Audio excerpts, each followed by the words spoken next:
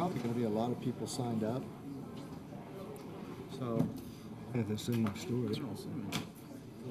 Similar. Sure did. I already probably. Thanks, bro. But we need to. San Antonio. You might want to keep the time. Let's call a meeting to order. The invocation this evening will be given by a young minister, Kenneth Wade. We're glad to get you before you retire. Thank you for being here.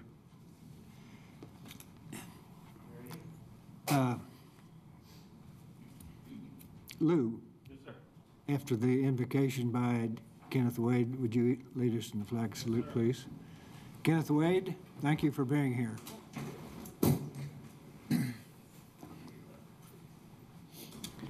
We pray. Lord God, Heavenly Father, we are grateful people, grateful that you have given us this land that we enjoy. We thank you for opening up this community to us some 125 years ago, and the gifts that you've given us in the meantime. It would be impossible to recount all those blessings. But most of all this night, we thank you for the people that you've given us in this community, and we thank you for this dedicated commission as they continue to make it a community that we can enjoy and a community that we can serve each other and that we can serve you. So we ask your Spirit to guide and direct the decisions that are made this night so that everything will be done to your glory and to your honor and to the welfare of this community. In Jesus' name we pray. Amen. Please join me in the allegiance. Pledge allegiance to the United States of America and to the republic for which it stands, one nation under God, indivisible, with liberty and justice for all. I would like to announce that Pastor Wade just celebrated 50 years of being a minister.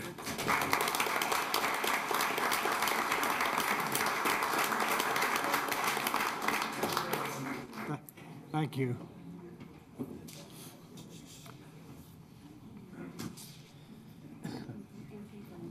I forgot to mention that we're all present except for Ben. Ben will be absent this evening.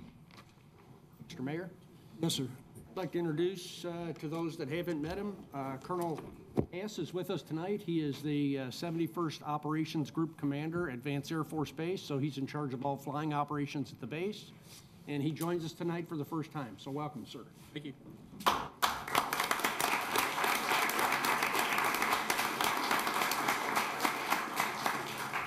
Glad to have you. Thank you. Item 4, consider approval of minutes of the regular commission meeting of August the 21st, 2018. Motion to approve? Motion by Jonathan. Second. Second by George. Please cast your vote.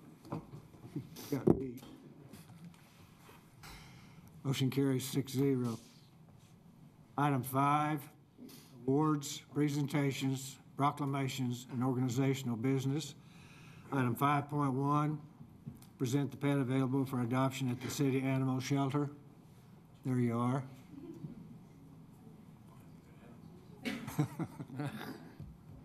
Hi, good evening. I'm Charlotte Ringwald. I'm the adoption coordinator at Enid Animal Control, and tonight my friend is little Queso.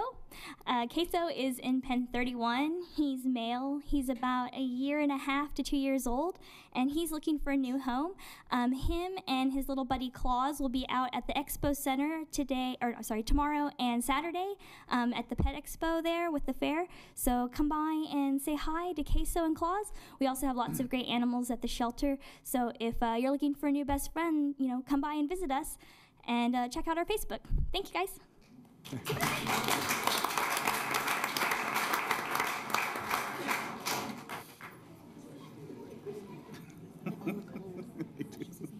Item 5.2, present Walk for Our Kids Day proclamation.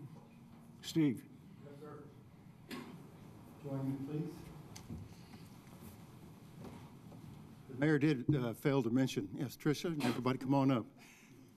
Mayor did fail to mention that as a participant this evening, you have an expectation to adopt an animal, so keep that in mind. So, yes? Just kidding, just kidding.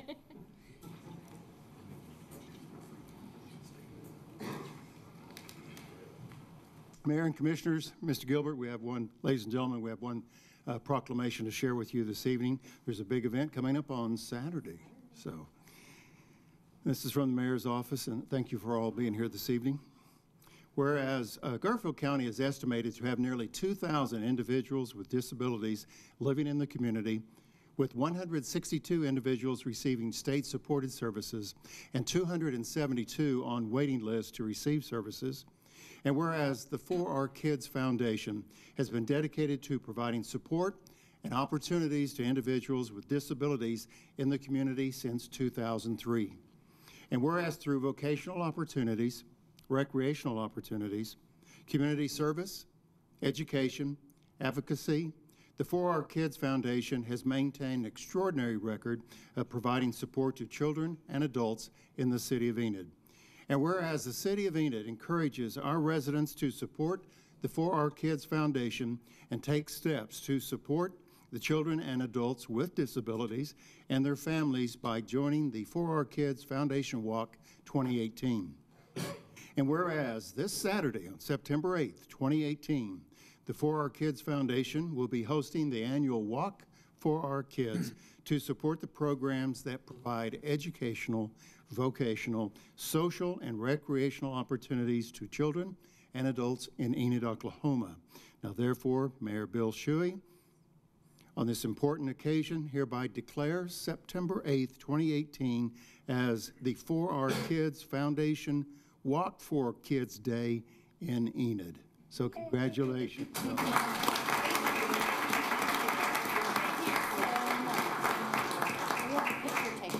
So can we take a quick picture? Get over here, George. Hold on. Can you see?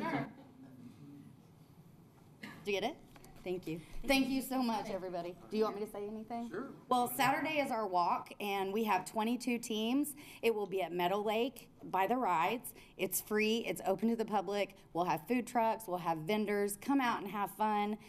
We expect a big crowd, and I just can't wait. You know, we're just going to celebrate inclusion in our community, so feel free to come out and join us Saturday. Thank you guys so much. Great job.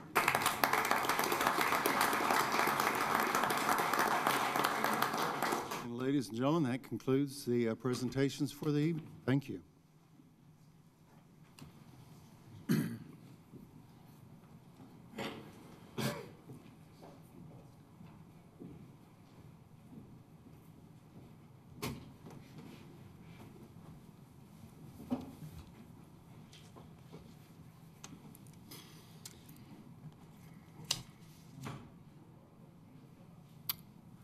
Item 5.3, consider appointment to the Special Sales Tax Oversight Committee.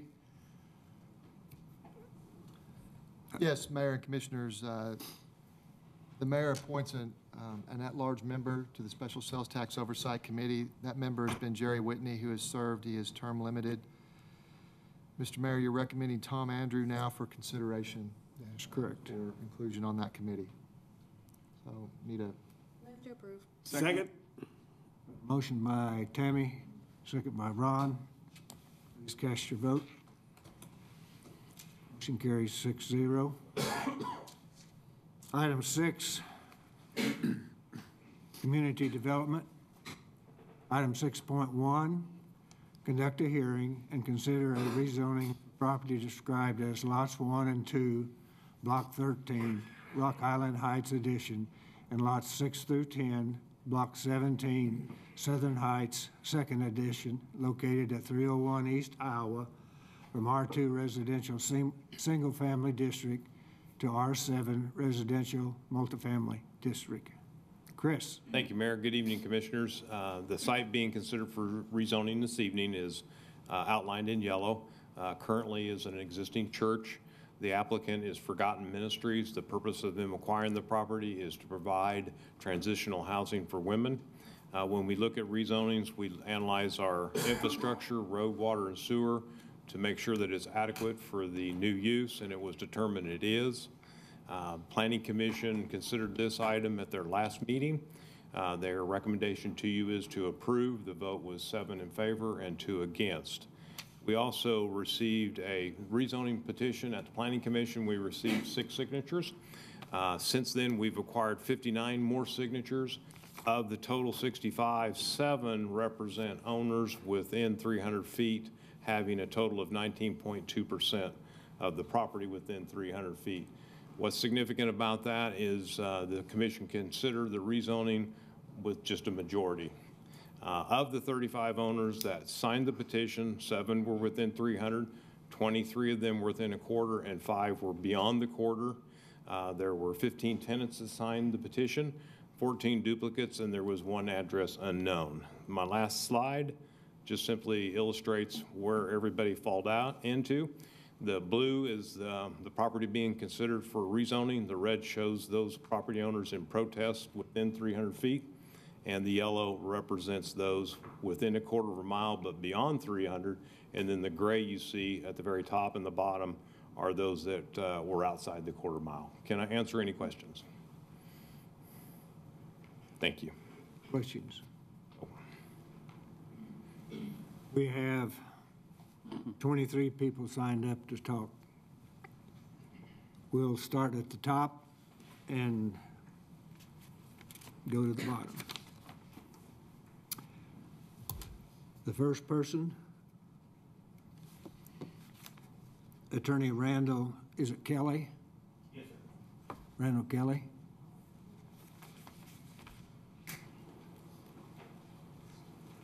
Need your name and address, please. Yes, sir. My name is Attorney Ronald Skip Kelly. Ronald, not Randall? Ronald, My yes. mistake. No, it's my writing, Mayor. I apologize. My physical address is 7300 Northeast 101st in Enid, Oklahoma. I'm going to say Oklahoma City, Oklahoma. And I'm a property owner in Enid, Oklahoma, and a born and raised forever person from Enid, Oklahoma. So, and to this honorable body, I thank you for giving me the opportunity to make a presentation, and to those of individuals who have served both on the state level and the national level in protecting and serving our citizens, I thank you. Now, I appeared at the last meeting on August the 20th, I believe it was, and I want to start off by saying that I'm not here to represent any religious faith, but I'm here to represent the interests of residents, and I hope that the continuation of this matter be addressed from the point of view of the application, the residents, the implications, the effects, the causes, and the concerns that exist by mere fact of the application itself. And so, and I would also like to state from the beginning that I had requested a copy of the application. I would think that as an attorney representing a group of citizens, that out of courtesy that I would be provided a copy of the application that has been presented by the applicant, but that I have not. And so this matter is to some degree from the beginning a matter that is unknown to many of the residents of Southern Heights, East Park Addition, and Rock Island Addition. And that being that, based upon the statutory requirements of notice, that I don't have a verification that notice was given to every owner that is affected by the project, which by statute states that the mailing must be to all those individuals within a quarter of a mile of the project, and that the notice also must be provided in the legal notice of a news publication of circulation in the area. I have checked on 2 occasions, drove to Enid on 2 occasions to verify with the Enid News and Eagle if in fact a legal notice was published in reference to this project or this application. They have no legal notice that they could provide in reference to a verification. They referred me to the Enid News and Eagle, Enid News legal publication. I called that number and of course got a recording. So to that extent, we have a body of individuals. Some got notice, some may not have gotten notice. And that's also with the notice that was given, there was no description as to what this project was. And this is the first time that I have heard the word the whale. And so I think that there is a provision in our statute that clearly states that on transitional living facilities, and we have 3 statutes that specifically states, which means I think that the state legislature and the Department of Health in reference to the administrative code wanted to make sure that what the definition of a living facility, a transitional living facility is. And so with that, there's one statute that clearly states that the mailing must also give a description of what the rezoning is. So the letters that was received were letters that basically stated that notice of rezoning, hearing on rezoning and reclassification. And I think that what becomes more of a notice issue is the fact that you're talking about a reclassification.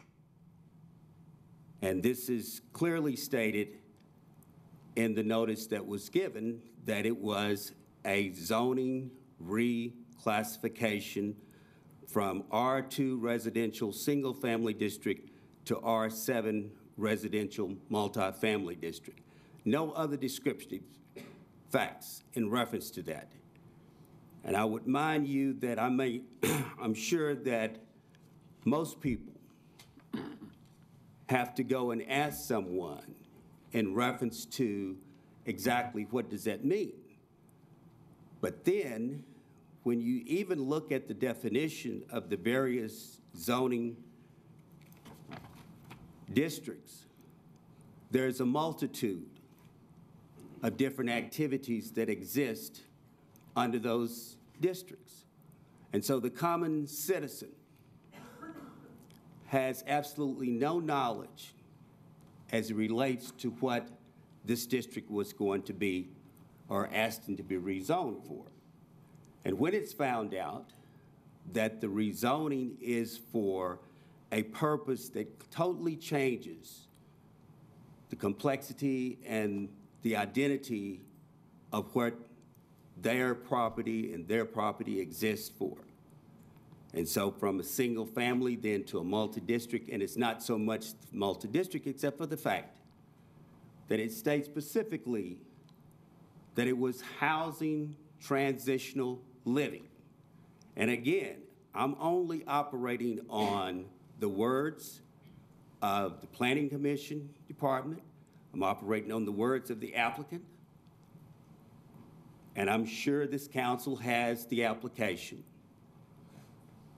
But when I glanced at what they had as far as the application, although I couldn't get a copy of it, there wasn't anything that was part of that that identified a need assessment, There wasn't anything that identified who the partners were. There wasn't anything that identified as far as what one of the questions I heard a few minutes ago in reference to certification of those individuals who are going to be operating a facility. There wasn't anything that was identified in reference to security, safety concerns, none of that. And my biggest concern is that you would take a district that has been zoned from almost the existence of this district, a district that has been identified in the Enid Comprehensive Plan, a district that has been identified in the most recent 2013-2017 study, clearly identifies that Southern Heights has its challenges, but yet and still it has its greatness. It has been identified as a district that has historical registry monuments from that community, 2 schools that are historical in themselves, and we have people who have been a part of the community for generations, from 1, 2, 3, and 4. And yet and still, throughout all the challenges, they maintain their honor and their commitment to their community. They haven't tried to change the classification of the community. And I think that when we address the issues of the known and the unknown, I think it becomes clear that, if nothing more, that this matter may need to be stayed and continued to allow those issues that I have asked to be verified. We don't know whether or not everyone has been verified and an affidavit has been submitted by the applicant that has been verified by a title company. And as your council has just recently passed, even a licensed attorney can verify that all situated property owners have been adequately notified in reference to this project. And I think that's a very major concern in reference to the legal foundations of the application, because as so well stated in one of the most recent publications in reference to this study from the city of Enid, you're the Constitution, you're the legislative body. And with that comes laws, policies, and procedures. And we all have to comply and adhere to that. And I think that to ask the common man and the common woman who has no knowledge of this process, has no knowledge of the law, it's unfair to give them the responsibility to say, you ought to know. But I am honored to be here on their behalf, to speak, and I have researched the issue. I have come to Enid and tried to talk to Mr. Breyer in reference to this matter. And it clearly should not be that one entity can come into a neighborhood and create a revolutionary change because it is something that they have a feel for. We don't operate on a law of feel. We operate under a structure of policy and procedure and laws. Our religion is our religion. Our faith is our faith. You know, we all comply and honor the Constitution. And when we get to that point where we're dealing with the issues of whether or not it is saving souls or not, there's somebody up above that's going to judge us all in reference to that. But that's not what rezoning should be about. Reclassification of Ms. Menace's property and then let someone else decide what the valuation of her property could, would, or maybe be. But only Ms. Menace knows what sweat and labor, what toil and money and interest and the love for her children, for the safety and the welfare of their care in their community. Only she and her husband know that. But they're our citizens, and they own the property. And just the fact that somebody else gives somebody else some property does not and should not give them the right or the authority to come in and say, but well, I'm going to change the classification of your land. Not for now, today, tomorrow, and maybe forever. And I don't think that's what the city ordinances, Title 11, in reference to classifications, when you look at Section 43, Section 106, it clearly states what the policy, what the procedure has to be in reference to transitional living and the notice requirements in reference to the rezoning. And this is an issue that I think that should be seriously considered in reference to going forward with this. Because we're talking about what I like in reference to the study that you all presented in your comprehensive plan in 2000 to the 2000 to 2025 Enid Metropolitan Area Comprehensive Plan. And in this plan, no place will you find what has been presented to you in reference to the quality of life and the struggles of so many people that's not part of this plan. We all know that in every community has its challenges, from the largest to the smallest. But at the same time, those challenges are not designed and is not for the basis and the justifications to change my house, her house, his land, his property, to change the value and the classification of that.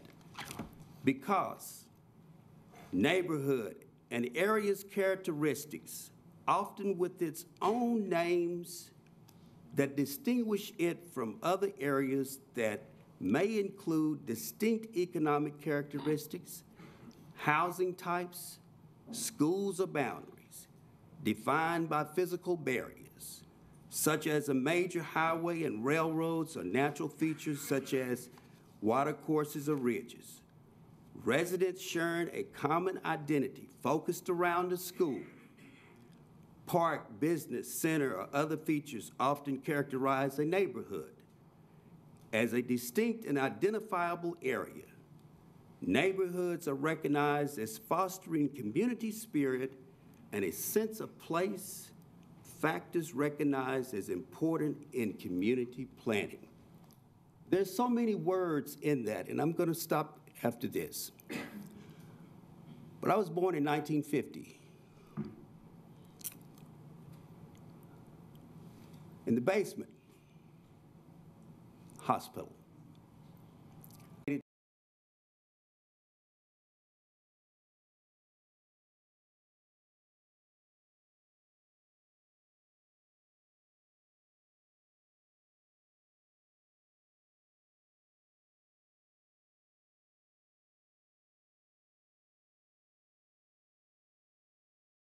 Enid High.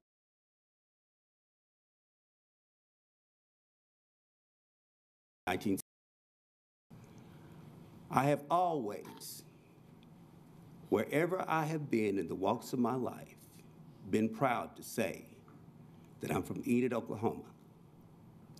And I come back here whenever and whatever I can do to help. And I'm begging this council to understand one thing.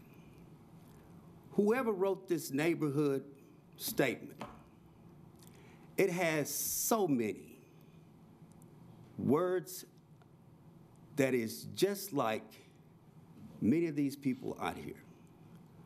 We were bound by a railroad.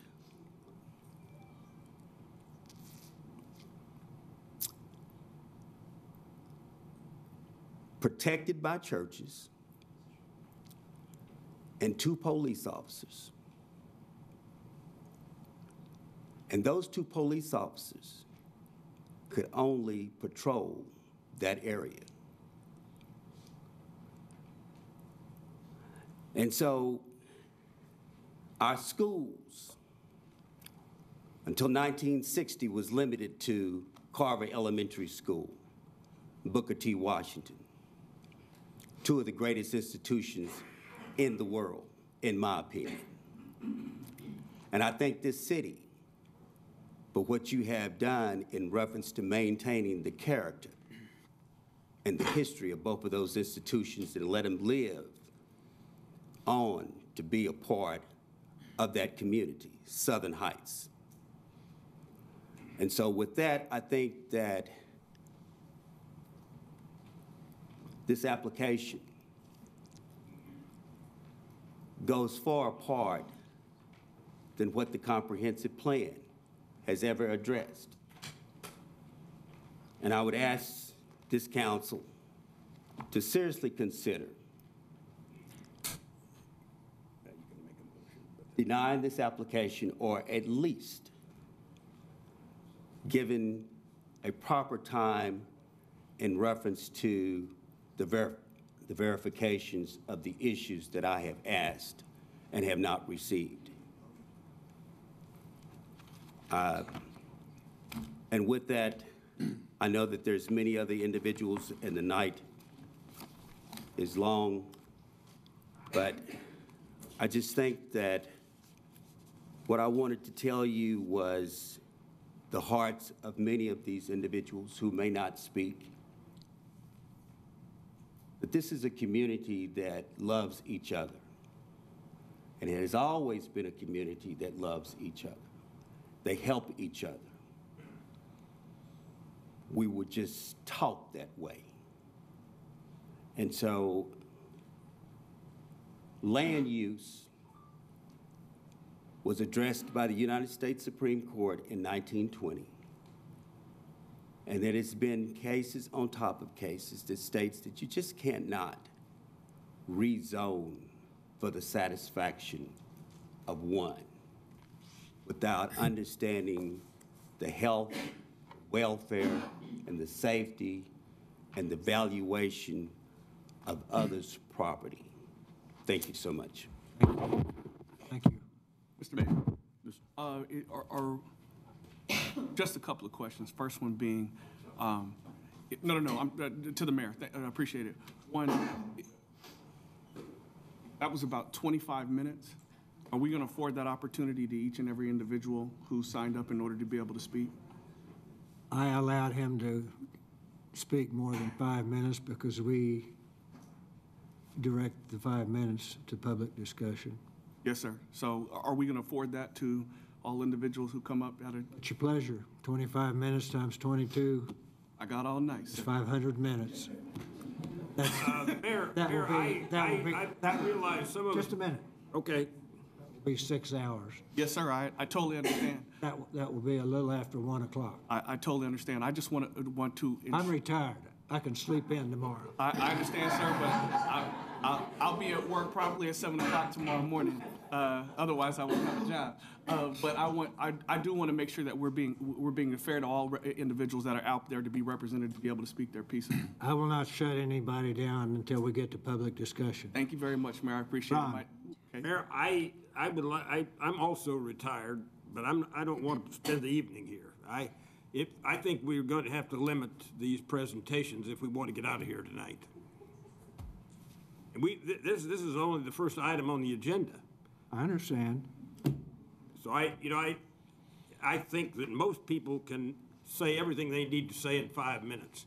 They can also stand up there and talk for another 20 minutes, but I think we can, I'd like to see us set time limits on these presentations. Mayor, I have the list, and we have 22 more to go. may I say? Okay.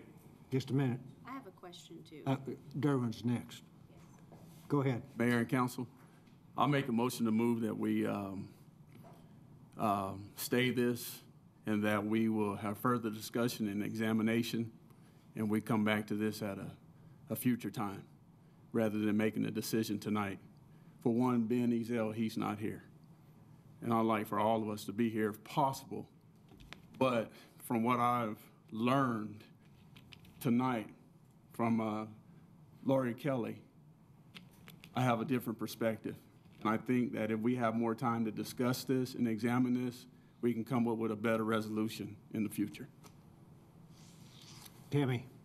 Well, my question was just, could we perhaps move this item just a little bit later? Because we have bond counsel here from Oklahoma City that probably don't want to drive back to Oklahoma City at 3 in the morning. I don't care how late we stay. They might care. So I just think, to be respectful of everybody in the room, that I don't think it's fair to make them wait through 23 people of 25-minute speeches if they have to drive back to Oklahoma City. So however anybody wants to do it, I just think that that's not very fair. Are you recommending that we table it? Yes, sir. I recommend that we table it in all fairness. I'll second his motion. We are conducting a hearing, and I don't think we can, It's a combined item. Unfortunately, our legal counsel's not feeling well tonight. She had to go home. But it is a combined item, hearing and consider taking action, so I think that it is fine if you want to do that. I just need you to know, Chris, could you quickly tell us, if it does get tabled, we'll go through the whole process again with timelines? Wouldn't we be required to do that? Well, I think we need our city attorney to Okay. guide us there. We have given the statutory required notice for the Planning Commission on August 20th and for this meeting tonight. So if you table it, I don't know what that does to those notices. The safe answer would be that we would have to re-notify everybody within 300 feet and within 1/4 mile again. So you could certainly do that. Thank you. I think that's probably correct, but we would, you can certainly table it, and that may be appropriate in this situation. You have a motion in a second. I'm just curious, as I don't know what new information at this particular point there's been.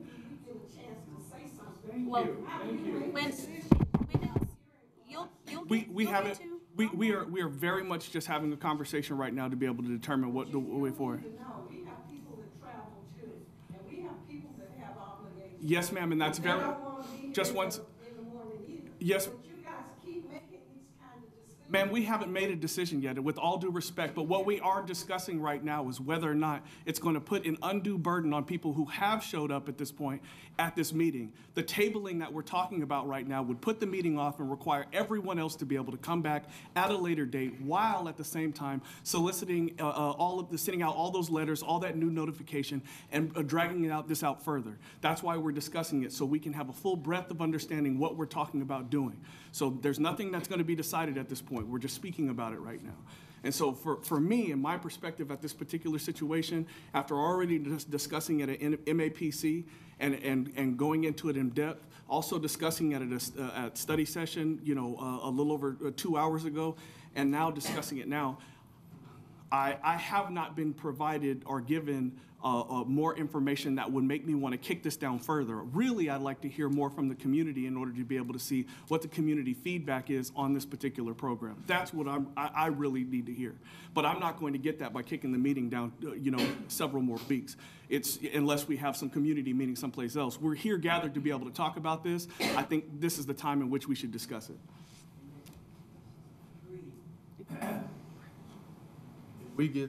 is it possible if we get the consensus of the people to go ahead and make this the discussion, then we can just go ahead and vote upon it? That's fine with me. I think That's well with me. They don't have a vote, the six of us do. That's a little raw, but that's the way it works. And I'm not an attorney. But there is a motion and a second. Is Derwin withdrawing his motion, or? I'll withdraw my motion. Who I'll made withdraw my motion so we can hear from the community. There you go. Good. I'll withdraw my motion so we can hear from the community. Okay, Can I ask a question of Chris? sure. Where was the notice published? Good question, Commissioner. Statutory requires my office to send a notice to everybody within 300 feet. And the way we know we did that is we require the applicant to give us a certified list of all owners within 300 feet from a bonded and licensed abstract. And in this case, that come from surety. And Just the title company? Right. Because it's transitional living, there's further requirements in state statute that the applicant themselves notify everybody within 1/4 mile. And Forgotten Ministries did that, and we have a signed affidavit in our file that says they did. And we gave the notice to the city clerk, and she can tell you where she publicly gave notice to. Garfield County Legal News? Okay. So it has been done properly, has been published, everybody's been notified. And we are also required to put a sign in the property that has the same, all the notices are the same, on the sign, in the legal news, in 300 feet and within 1/4, all was the same. And there's a sign at the address of 310. Yes, sir. In terms of, oh, excuse me, I'm sorry, Mayor, go ahead. Go ahead. In terms of further notification, there was also public notification that the MAPC meeting was also took place as well, correct? It's on the same notice, Commissioner. Correct. There's But two that's also published in the paper as well? Yes, sir. There's an MAPC meeting that's going to speak about that specific item on the agenda in order to be able to address that, correct? Correct. And so there were members of this that are here in this room that were actually here for that particular meeting. So there was notification that was sent out, at least for that aspect of it, correct? Yes. And my purpose for making that motion in the beginning was to make sure that we have accuracy. We do. And that we can determine the fact that everything that's supposed to be done legally is legally done and documented and Yeah. filed. Attorney Kelly did visit my office on 2 different occasions, and both Carla and I gave him our undivided attention for as long as he wanted it. We showed him everything that we had. He did ask for copies of that, and our policy is that has to, an open records request goes through our legal department, and he did that. We got the request from legal. We returned the requested items back to legal, and I assume legal gave them to him. I don't know. But that's the process that I was involved in. We're going to move on. Next person is Chris Johnson. Chris? Need your name and address, please. Okay. My name is Chris Johnson, 1714 South 4th Street. Can you hear me? Yes. Okay, and I'm a little nervous, so I won't take 25 minutes. Okay. We are not going to start the clock. Go ahead. I'd like to thank y'all for giving me an opportunity to speak this evening. I'm also grateful for the opportunity for the community to be able to come to a situation like this and voice their concerns.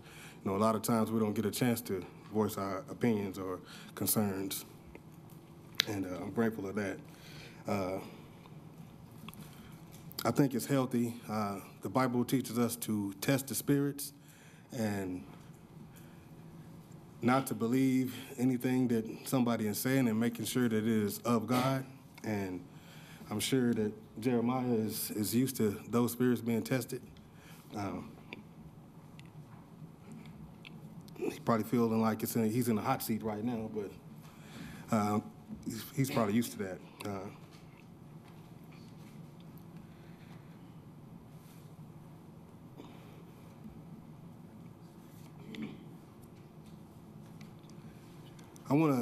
I'm also thankful for the Southern Heights community. I got a lot of love from Southern Heights when I came to Enid. I came to Enid by way of the DOC, Department of Corrections, and I was at ECCC. And the first person that came to visit us was a pastor of First Missionary Baptist Church, Pastor Baldwin. He came and he took us to church in his personal vehicle, and he had his fishing equipment in the back of that, and that was something that I needed to experience during my personal transition. And another person was Jeremiah. He also brought me to the Southern Heights community to help clean up and help build what you see now is the Mercy House, and also the transitional housing for the men. Went on to receive love from the community by going to Emmanuel Baptist also. And I'm bringing up these things because they are important when a person is trying to transition from incarceration to the free world.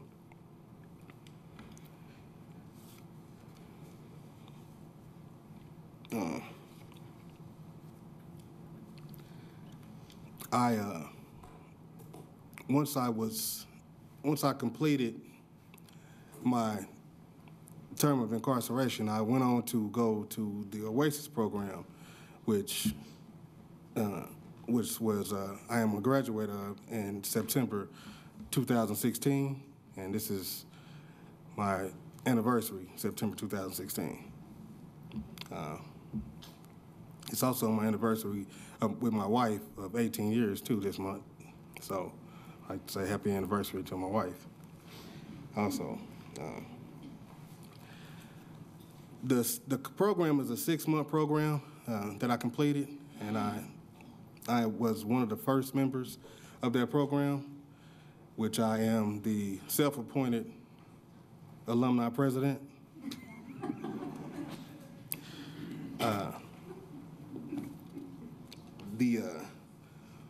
The things that I experienced during my transition are things that I think everyone should have an opportunity to experience.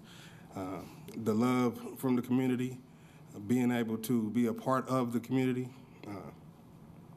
and just to be able to see people in the neighborhood doing positive things. I got an opportunity to see positive relationships. One of the first things that happened for me was they took me shopping. You know, as a grown man, I didn't have people to take me shopping, and they took me shopping, and I was, you know, showing love in that way. The women's housing is going to be similar to that program, and I just want to tell you that if you enroll in a program like this, or if you apply to a program like this, you really got to mean it. The rules and the regulations that are there, you got to want to do it on purpose. A lot of people that were incarcerated didn't want to apply to a program like this because it felt like they were going to be incarcerated again. As a grown woman or a grown man, who wants to be told to come inside for curfew? Or who wants to be told that they have to have a supervised visitation without being incarcerated at all? And who wants to volunteer for something like that unless you have really decided to make a change in your life? With me, I know that change was already made before I even applied. And I did want to speak to some of the concerns that I knew that the community had about who was going to be in that housing, what type of people are going to be in the housing, which is a legitimate concern. People had those same concerns when we were going to be in the housing at the Oasis program, and I understand that. I know there was a fear of the neighborhood going back to a dark place or being reintroduced to some negativity. I just want to say, just imagine being able to pick your neighbors. people move in and out of neighborhoods all the time, and you don't know what you're gonna get. But in a situation like this, where you can be a part of the interview process, you can come in and meet the people that you are going to approve or deny. Basically, they're going to put their whole life's experience on the table and allow you to go through it and decide if they're going to be a tenant or not. And I don't think a lot of people get an opportunity to be able to do that. So basically, you'll know who is going to be, among you, who is going to be around. I think that's a plus there.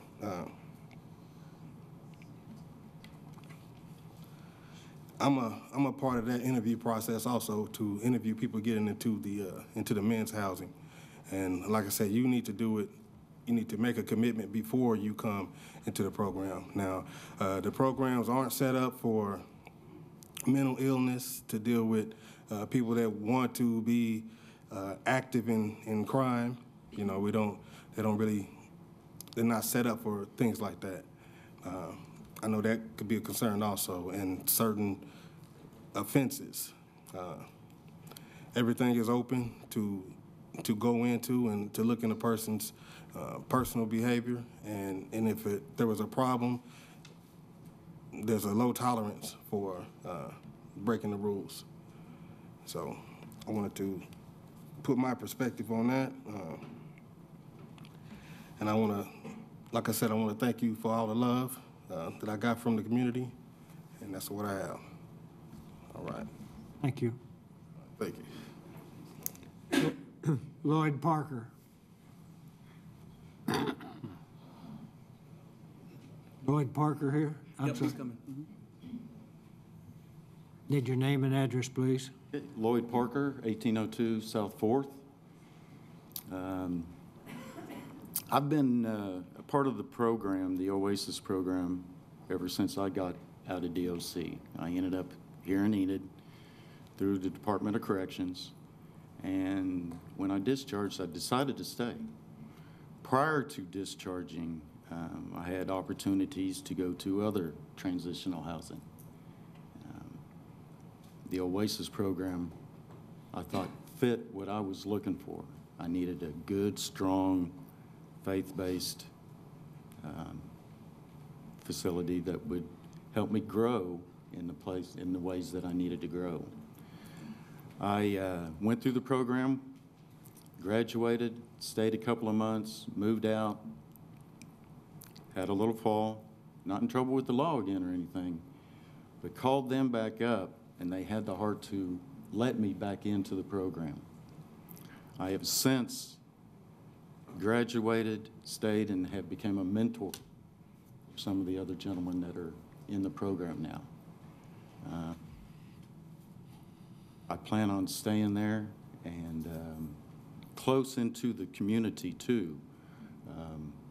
If anything, purchasing a house, tiny home, something there so I can continue my service work with them in that community, because I know that if this is allowed, this women's program is allowed, that with what the OASIS has done for the gentlemen in this neighborhood, in the community of Enid, that it will make a big, big difference with these women and in their lives. So I appreciate your time, and thank you very much. Thank you. Anthony Martin.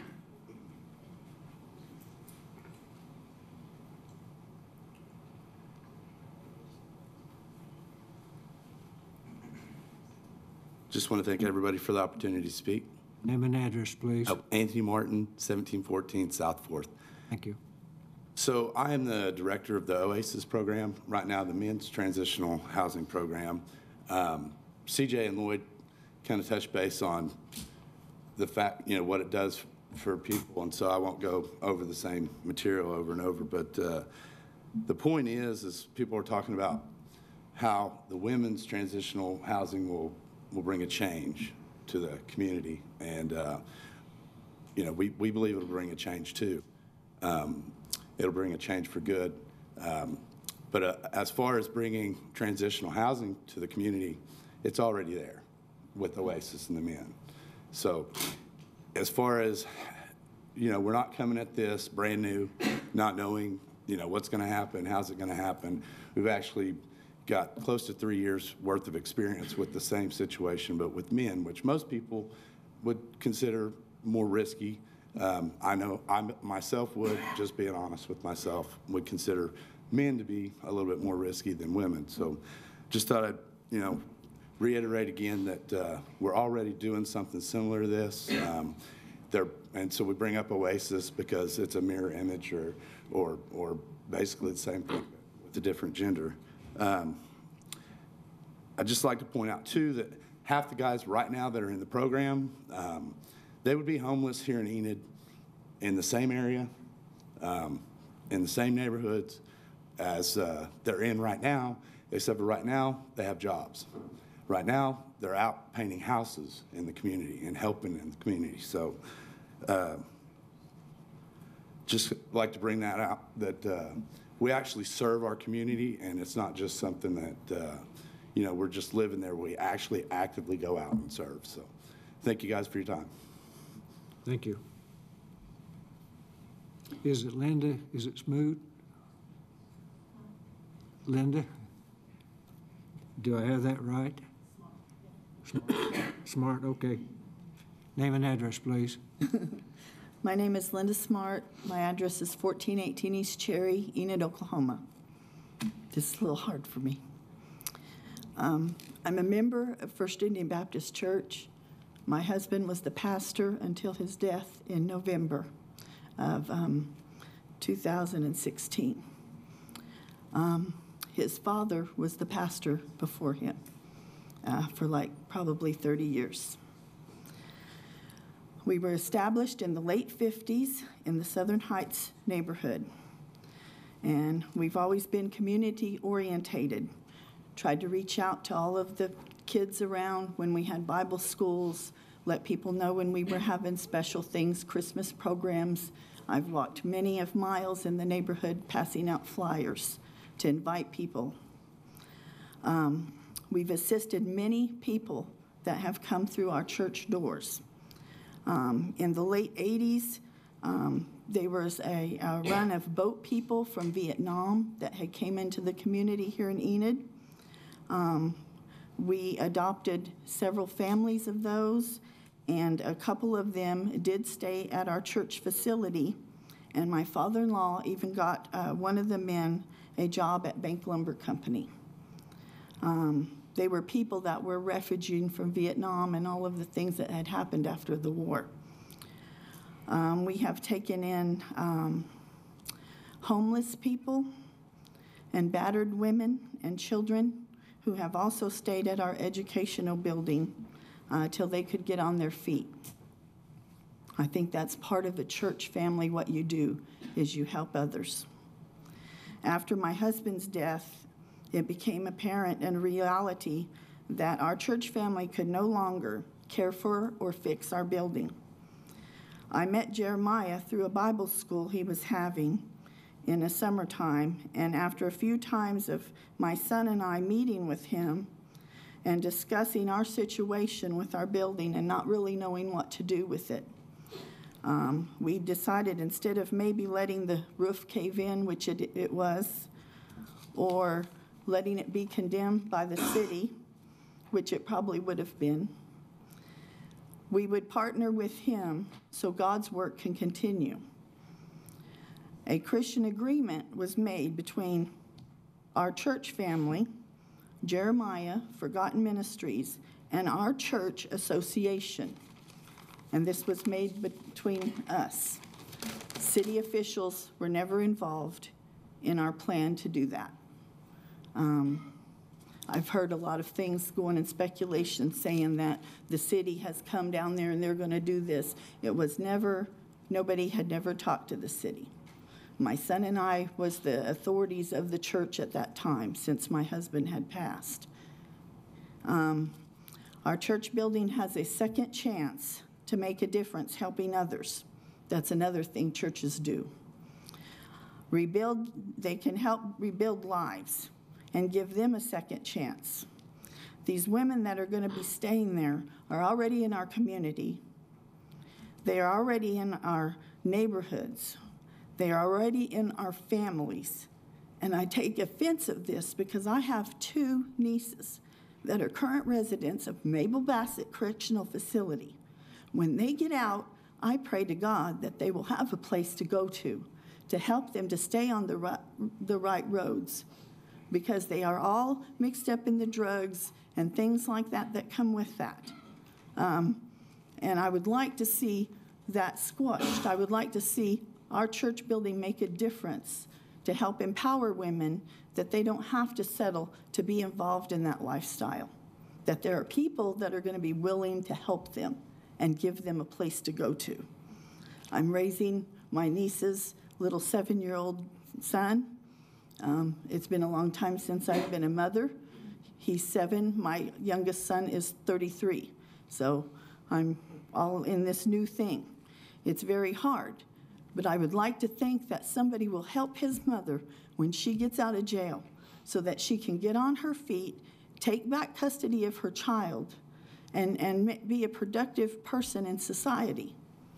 She has already went through the first ever Mabel Bassett Beauty School program and passed her test, so she has a beautician license when she gets out, which is a very good thing. She can have a career. She can support her children. Our church bylaws in our section 4 has a quote, and it says, "We further engage to watch over one another in brotherly love, to aid one another in distress." Our church family would like to see this approved so that we can help others that are in distress. I just pray that you all will listen to everything. I know the community is worried about some of the things. I've been down there in that side of town for a long time. Our building has been broke into, vandalized, a lot of things. My husband's family still lives in that side of town. And I had been frequently there, like numerous times, taking care of our church, mowing, meeting with the community. I've talked to several of the neighbors that are around the church building, particularly the Schaefers, and the little girl that lives in the back of our church who used to come to our Bible schools when she was younger. I'm hoping that people will be for this and not against this, because if we don't have some place for them to go, like the one gentleman said, they're going to be out on the streets. They're going to continue in a life of crime. They're going to continue in probably drug abuse, alcohol abuse, and a lot of different things. We can change that in our community. We can have a place that they can go. Thank you. Maria Eves.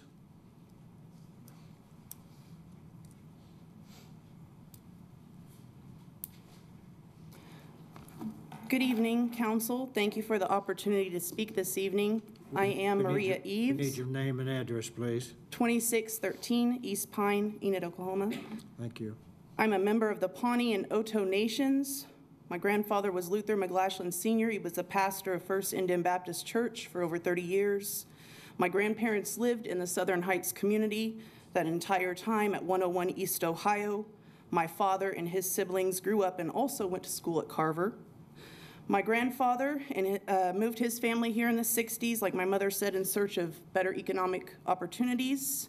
We were a small church. My grandfather was the pastor, my grandmother the song leader, my dad, my aunts, and I would all take turns being the pianist. We had a specific outreach to the Native community, but our doors were always open to anybody. Although we were a church of limited financial means, we did have a long history reaching out to people in circumstances of homelessness and poverty. My mother detailed many of those instances which we serve the community. And this project is personal to me, not only because of my background and the ways I was taught by my grandfather and my grandparents, but also because one specific woman and her family remain in my heart. We provided this woman and her family a safe shelter When I was younger and I grew up with her children, she lived in the education building of our church. This woman was a Cheyenne woman from Indian country, and she found herself in Enid for work as well. She attended church with her children. She worked hard. She was a good woman, but she was also a victim of domestic violence. We assisted her the best we could at the time with the limited resources we had, and things seemed to be getting better for her. We helped her find a permanent home placement, but eventually this woman was attacked and killed by her former spouse. I wear this traditional ribbon skirt in her honor. In my culture, the red ribbon skirt honors the indigenous women across the nation who are missing or who have been murdered. When the beginning plans for the Women's Refuge were in the works, I could not help but think of the outcome for this woman and her children may have been much different had a program like this been available at the time. Much has been made of the issue that some of these women are coming from circumstances of incarceration, maybe even prostitution. Some have expressed their opposition to the Women's Refuge Center as a civil rights issue. I also see the Women's Refuge as a civil rights issue, in that many of the women served by this ministry will be women of color. Oklahoma has the highest female incarceration rate in the nation. In Oklahoma, Black women are statistically more likely to end up in prison than any other group. Native American women make up 9% of the total population, yet they are 13% of Oklahoma's prison population. This doesn't mean that women of color in general are more susceptible to criminality or even women overall in Oklahoma. In fact, research has shown us that Oklahoma's laws are much more punitive in nature than other states, and it's more an indictment of our systemic racial and economic inequality in our justice system. In Oklahoma, research shows us poor women in rural areas receive longer sentences than those who can provide private attorneys. The majority of Oklahoma women are imprisoned for non-violent drug offenses. I present these numbers to you to demonstrate the need for the Women's Refuge and to show the real possibility that the main benefactors of such a program would be women of color. I'm a firm believer there is much evidence to support that violence against women and poverty are strongly correlated to the probability of a woman's chance being incarcerated. 2/3 of Oklahoma females being incarcerated report being victims of domestic violence. 2/3 of Oklahoma's incarcerated females report sexual abuse as children. Oklahoma is the second overall worst state for women in poverty. There's an old adage in Native culture that says, "The hurt of one woman is the hurt of all women. The honor of one woman is the honor of all women. Show honor and esteem for all women. Consider and treat them with deference or courtesy." While recent criminal justice reform has been enacted in this state, the results of this reform may not manifest itself for several years. And in the meantime, due to budget constraints, programs like treatment, life skills, and job training are being drastically reduced in prison. An already marginalized and stigmatized group of women will face even greater obstacles upon release, with housing being a foremost concern. Women's Refuge at the Well will provide an opportunity for women to be successfully reintegrated into society by assisting women with many of these issues. This not only benefits the participants, but families and society as well. 85% of Oklahoma's females that are incarcerated have left children behind. A study of the Oklahoma Department of Mental Health shows that if mom goes to prison, there's a good statistical probability one of her children will as well. There's a good portion of women in color and a good portion of women affected by poverty that can easily get caught up in a cycle of poverty, violence, substance abuse, and incarceration. But the Refuge at the Well presents a chance for them to find their way out. Thank you. Thank you. Terry Cross.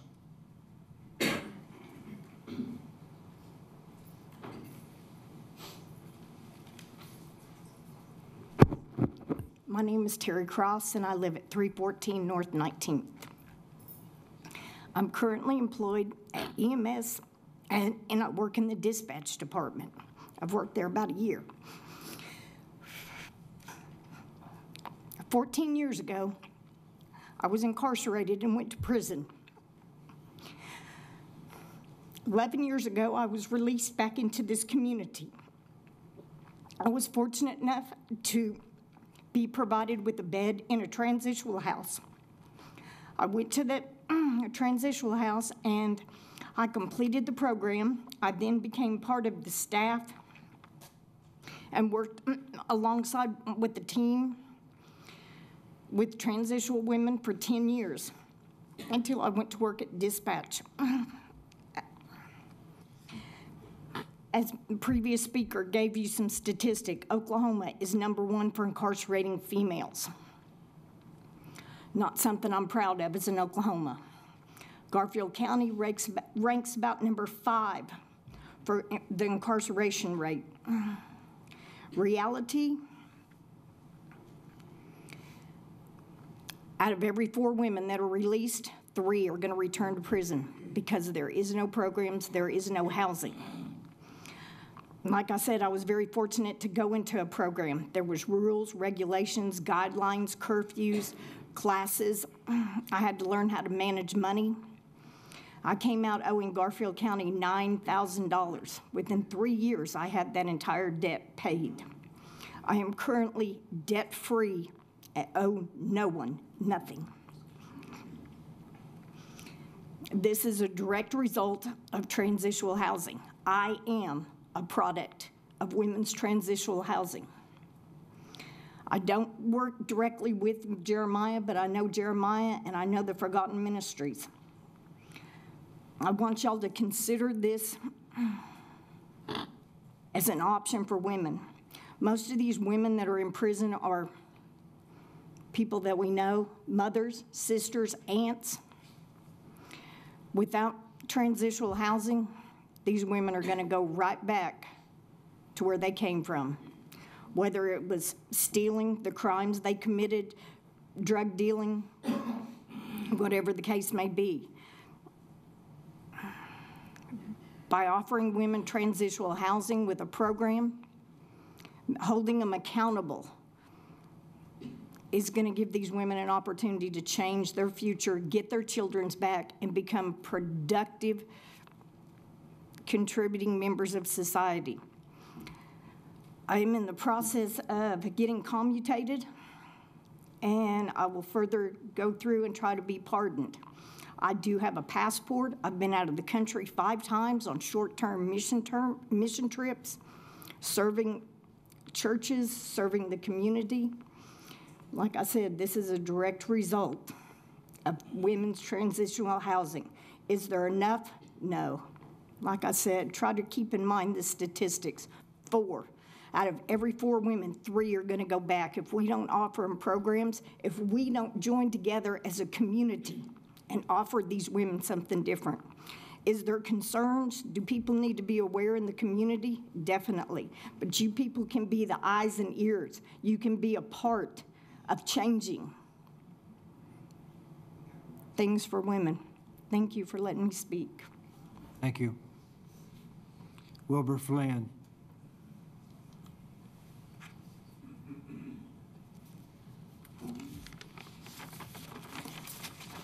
My name's Wilbur Flynn. I live at 222 South Keystone, Enid, Oklahoma.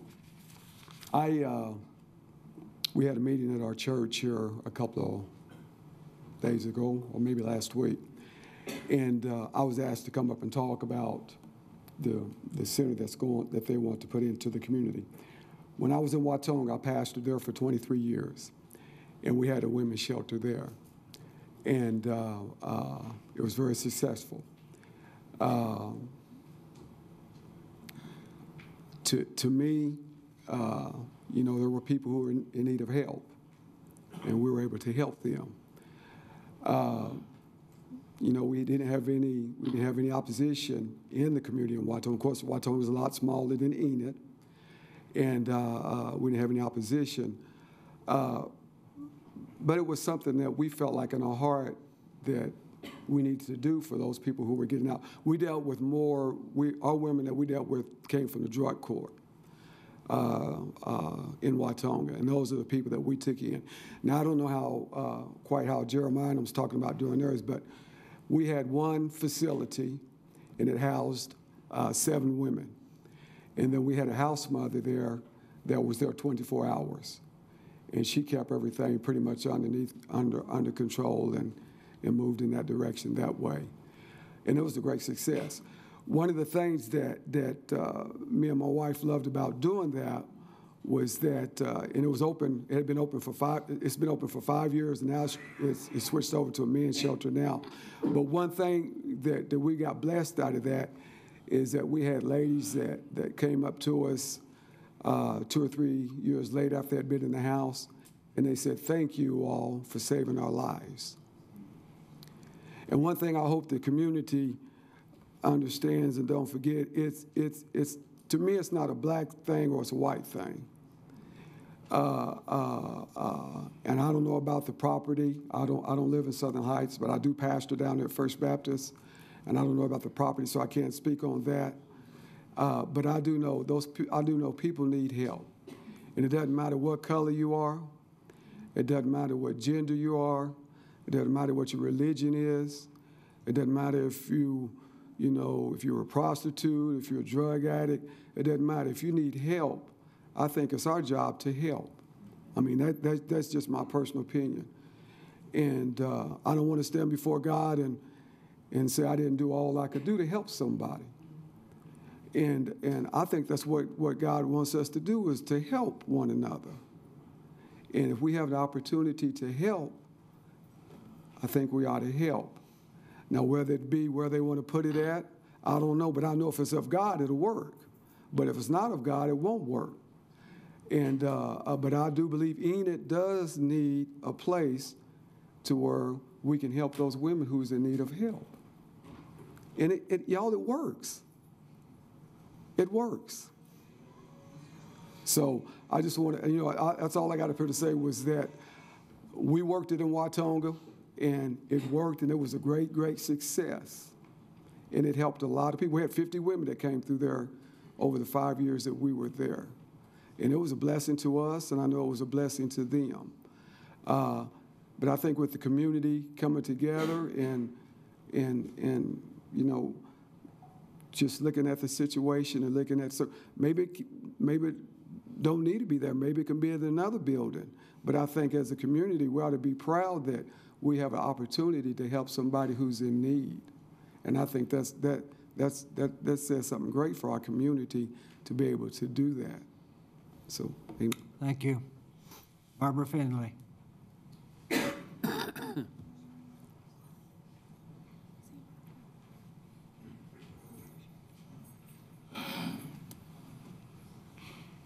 Good afternoon. My name is Barbara Finley, and I do thank you for allowing us to speak before you tonight, because it does take a lot from us too. And we've seen everybody that is really emotionally charged.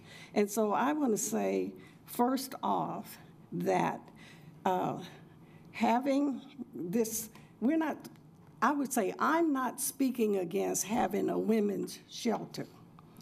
I think we do need those kind of services in our city.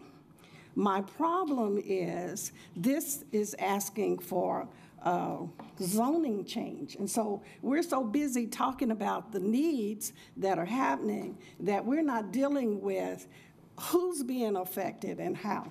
And so it leaves us with the feeling again that we're always squashed. Don't nobody have time to stay and listen to what it means to us. But we are not here telling you that there should not be a women's shelter. I'm a woman first. I also have members in my family that have problems. I also have members in my family that will not get in my house, and they will not ride in my car. So I have some decision that I make about the people I have around me and the lifestyle that I live. It does not mean I don't want them saved. It does not mean I don't want somebody to help them. But I'm not going to choose my house for them to do it in. And so I think there's a place for it. Now, Jeremiah has done some wonderful things, and he certainly has helped me within the city. And we know that there's help out there. Sometimes nobody else would do that help, and I'm sure he feels like that about this Women's Center. Nobody else is really, really doing it. And so I am proud that you want to do things like that, and I hope that you consider that. But we are talking about setting that in a neighborhood that's already established. I love your placement where you are, and I love the things that you are doing there. But I think that shelter would be more successful within that network without it invading the private single dwelling home. And I don't think it needs to be a fight that we don't care about women or even that it's color. I don't care about color. My whole family's a rainbow, and I love them all.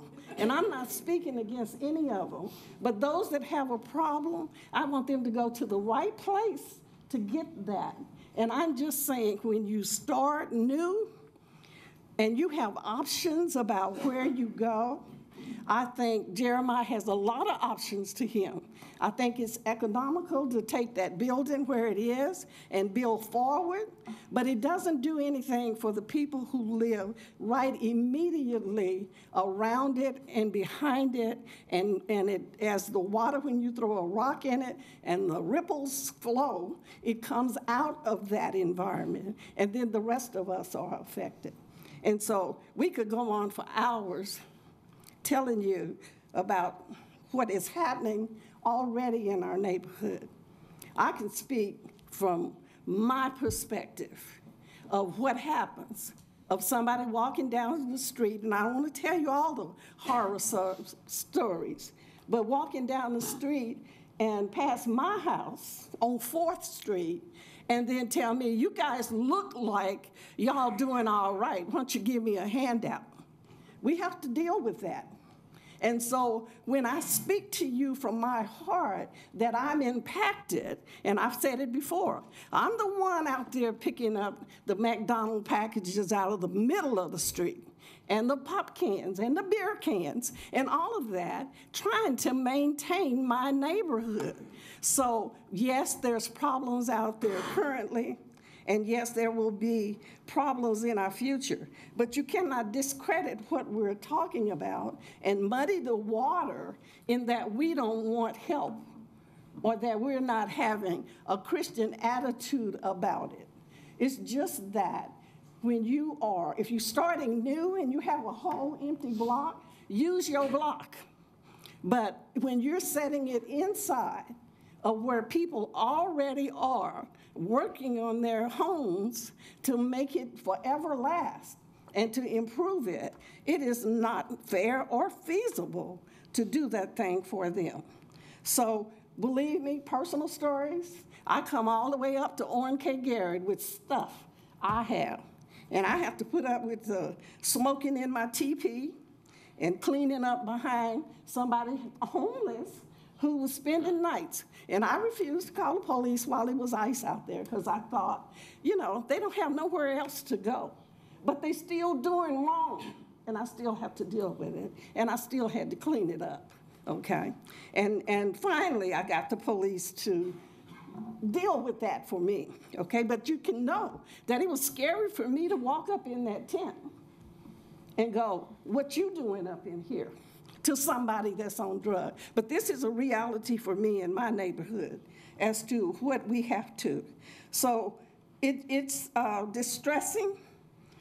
The people who seem to follow, these transitional people, again, very visible in my own neighborhood of what I think the police even call them, couch people. Y'all heard of couch people? Those people that invade the home of the one who came out of the program. And then all of this other is left. It's the debris that's left. And then the landlord has to start all over again to rebuild his property. This is true. This is happening. And so when we tell you we have fears, we're living with that.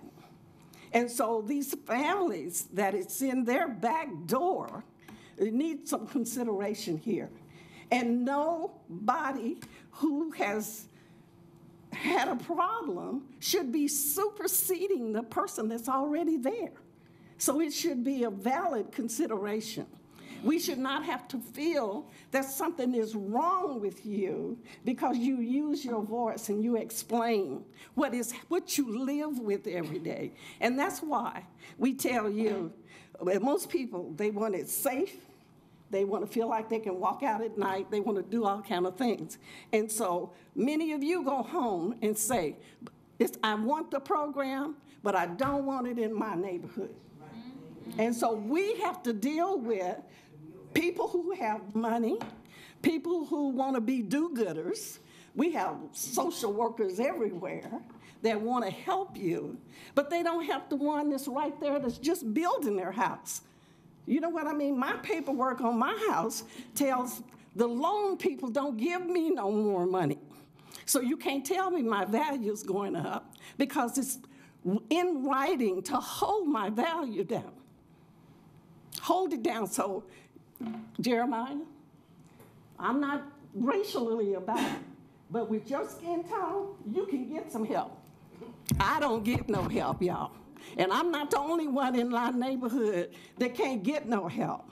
They're not writing in your documents that you can't get no more loan money. You understand? But I live with that. So don't tell me that I'm not affected. The other thing that's really affected is that when we go to rent our property, if some of us get fortunate enough to have any to rent, the people look over there, and I just experienced that this week. The lady said, my feeling tells me that I can't stay in this apartment that you have for rent because I see those transitional people and they can walk away whenever they get ready, and I feel threatened. And that lady refused to stay. I went through hours. I could tell her a lot of stuff, like I heard it here tonight. You don't know who's next door to you in any hotel either, but you choosing not to stay in one because you see somebody's being helped. And I believe in those people being helped. One of my places, I don't fuss about it, and I talk positive for them because when I put my rental in there, they were already there. That was a decision, business that I made, so I have to suffer the repercussion. But for the one that is not already there, you should really hear the people because they've already invested in it. And I want to leave one other thing with you because we can't talk forever. But I want to leave this quote with you, and it's by Booker T. Washington.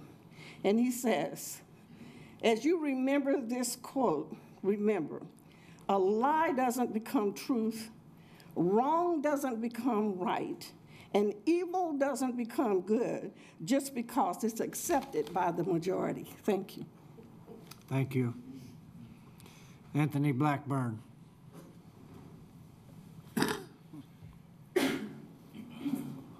My name's Anthony Blackburn. I live at 1709 South Baker. Give you a little background. I've lived down in that neighborhood for 19 years. My wife grew up down there. Her dad grew up down there. His parents had the house. My children are there now. So you can just count how many generations that is. Everyone in town knows that Singer Steel. I work at Mel's USA. That's in that neighborhood too. And my father-in-law had an interesting way of trying to clean up around his house. He would find any property that's on tax rolls, scrape up just barely enough money, buy it, and bulldoze everything there just to try to create a perimeter to feel like he was protected. Since I have lived down there, I have seen a meth house explode about 3/4 of a block from my house. I had a guy try kicking the door in the middle of the night who was drunk. I had people leave cars down the hill behind my house, because that's where the creek's at, that they're stripping and they just ditch them down there. And I want to tell you, I was one of the big ones that opposed this man when he tried to come and put that original place down. So I'm 2.5 blocks from where that is now. And I drive through that neighborhood going to work and back, and I shake my head because I see these people, and I'm a Christian. But I have to protect my children. I have 6 children. I have to protect them. And I'm thinking, I want to help these people, but I don't want any more down there. And so I spoke against him when he was getting the original facility, Mercy House and the Oasis House down there. And there was a pastor, he's in his room, Wayne Bland.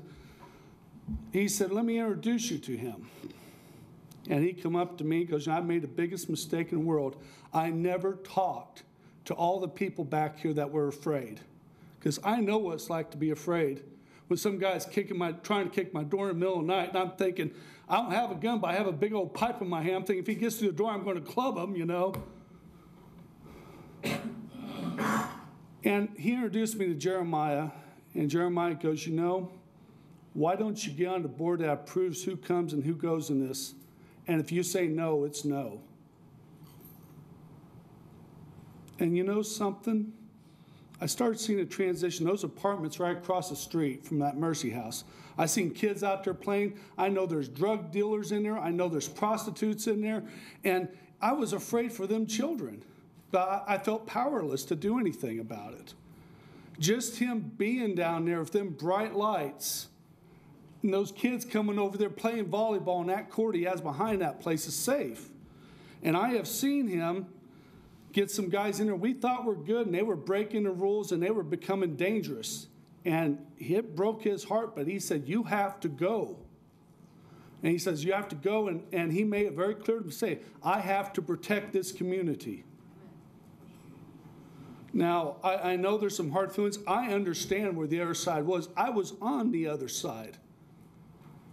And that's my home. I know people talk with pride about their neighborhood. You know, I know 50 years ago, maybe it'd been much, much nicer, but you know, it brightens my heart to see a community garden out there now, to see this big, bright cross, like a beacon of hope in that neighborhood now.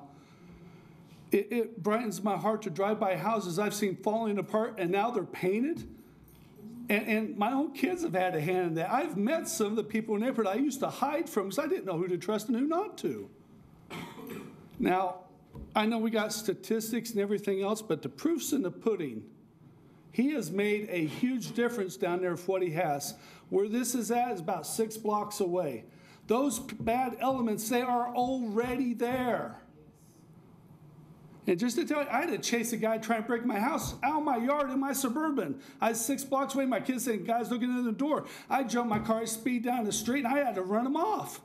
I didn't even think about calling the police because, I mean, I'd be calling you guys all the time. I didn't want to do that. But that's my reality. But you know something? This was before he came down here. The area where I'm at now is safer. I feel like I can walk down the street with my kids now. I would love to see that spread across our neighborhood. I would love to get to visit. He's taken a wagon through the neighborhood offering hamburgers to people. And that last time he did, I got to go with you. And it's pushed me out of my comfort zone to where I want to try to help people now, where I used to hide. Now, I appreciate your patience and time. I know a lot of people have talked here, but I'm talking from someone who didn't want him down there.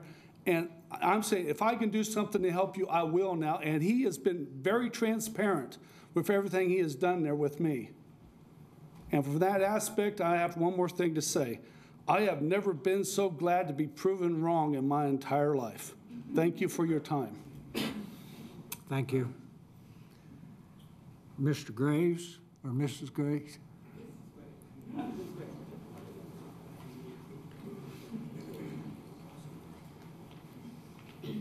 My name is Ray Graves, 616 East York Avenue. I'm coming in for the transitional. One thing is I do prison ministry, and I started back in 2016. I would never in my life, God puts you places that you don't know about, puts you there for a reason. So when I was asked to come up, I was thinking, okay, God, this is the reason why you had me go through the prison ministry, and I'm still doing it. When I first did it, I did it once a year. It was just for a special program. I do liturgical dancing, it was sign language, and I sing. Second time, the same thing, but each time I went, I have to be honest, I was afraid, you know, and walking through the courtyard, I was afraid. And then after a while, being up there, I finally went to a class where I got to where I can go to the Spirits of Ministry anytime, every time, go twice a month, sometimes once a month. But I go with individuals who got me involved with, and I'm thankful to this day. One day, while I was standing up there, sitting down, and one of the guys were singing or speaking, and after he finished, I stood up, and I turned to them, the prisoners. I turned to them and told them, thank you. Thank you. The reason why, because I realized I was being blessed more by them than me blessing them. Okay, a lot of times when they are sitting in prison, and for them to be able to get out, they do need a place to go to. And I find myself worried about these guys. A lot of them have been rejected parole, but I find myself worried about them that when they get out, is there a place for them to go to? And we are frightened, and that's okay to be frightened. But if we don't give them that chance or that opportunity to even try, because when they come out, there's that block against them. They cannot find jobs, they cannot find a place to live, they are restricted so drastically, so deeply. A lot of us don't know that. I didn't know that until I became involved. But to have a place for them to go to, and a lot of it end up going back to prison. Why? Because there's nothing out there for them. Not so much a place, but even when they got the place, society has already kicked them out. We ourselves kicked them out before they even get a chance to try. So I like the transitional. I enjoy it. I like the prison ministry. I'm very thankful. I talk about it all the time to anyone who's in my ear or will listen to me. Wherever the transitional place ends up being at, it's a wonderful thing. Because there are many people in there who are being convicted of crimes, you know that, the crimes they didn't commit. So then they didn't commit crimes, so when they come out, we already have them committed a crime. We ourselves commit them a crime that they weren't committed. We don't know what that crime is, but because they've been prisoners, they're guilty. And that's wrong. So I love the prisoners. I love prison ministry. I'm thankful God put me in that direction because it's something I would never, ever, ever put myself or thinking I would do. I wouldn't have. That has never been in my format. But God is good. I'm thankful for it. And that's what I do all my life, the rest of my life. As long as He allowed me to do it, I'll be there supporting them and helping them in any way and every way I can. And yes, there are some who will go back because they will commit a crime because that's the only home they know. It's the only place they know where to get 3 meals and a place to live. Thank you. Accept them for who they are. Thank you. Lucille Pitt.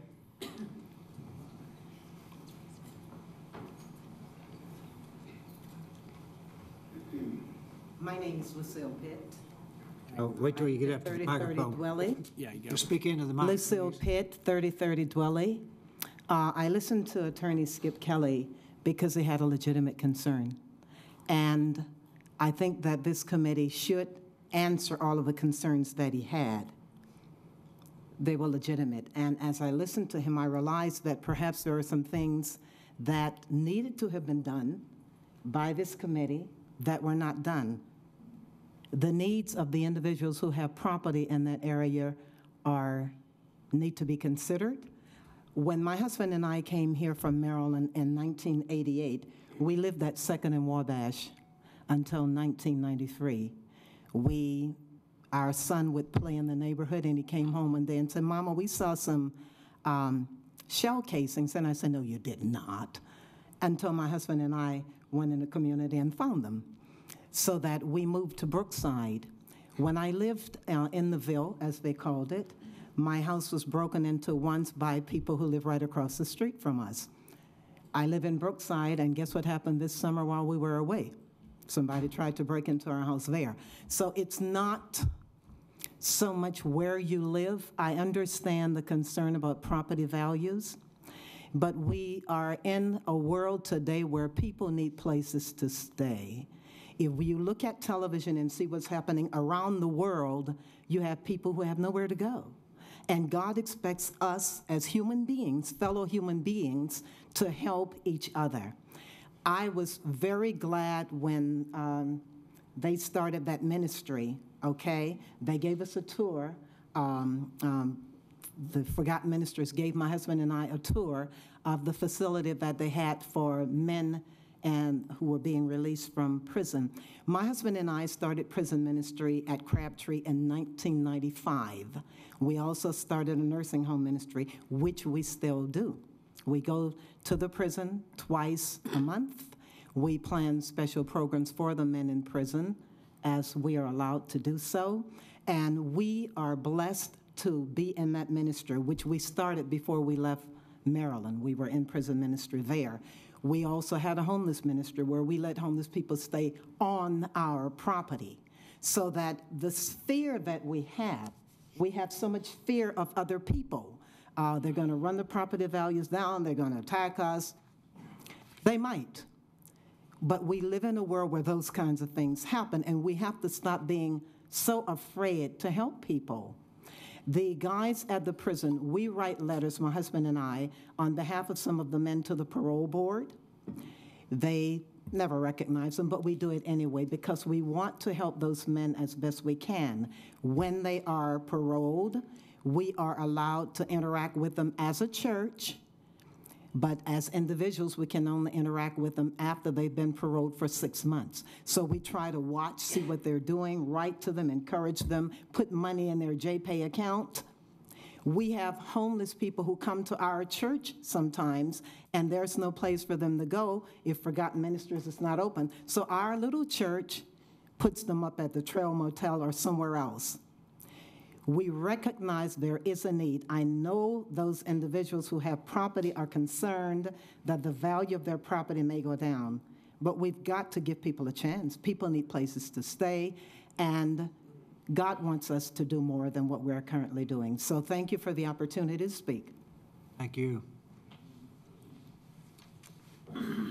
Angela Green.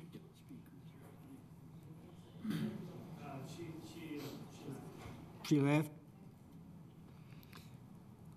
Retta Orr, O-R-E.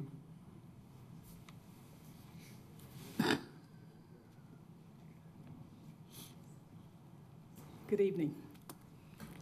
Loretta Orr. I own property at 317 East Iowa, adjacent to the property that's being asked to be rezoned.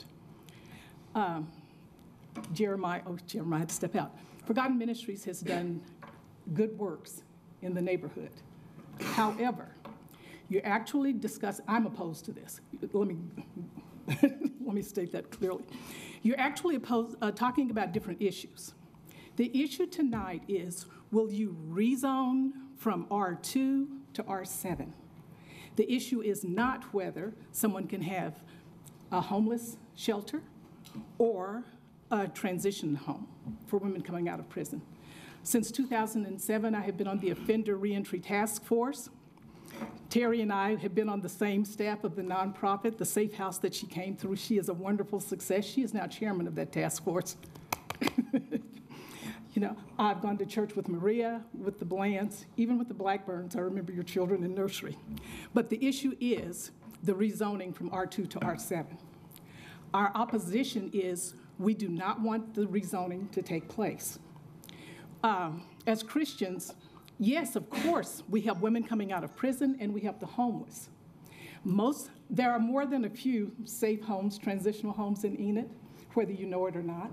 They are in nice neighborhoods. They have 4 to 5 people, maybe sometimes in excess of 7 staying there. They blend in with the neighborhood. They have housed parents. They do have rules and regulations and curfews they're required to get jobs. What we're saying is we do not want a concentration of 12 mixed population people in one place at 3rd and Iowa. When I say mixed population, there are different rules for women coming out of prison versus women who are homeless. There are stronger rules for people who are under the supervision of Department of Corrections, whether they're coming from the private prison Catalyst that's over by Meadow Lake, or whether they're coming from Mabel Bassett. There are more stringent rules than the women who are homeless. So the bottom line is we do not want this zoning change to R7. If you keep it R2 and move, 3 or 4 women in there, with a house parent and you have strict rules, that's one thing. But not 12 women within a block and a half of a community park and within 2 blocks of a daycare center. Thank you. Thank you. Peggy Grisham?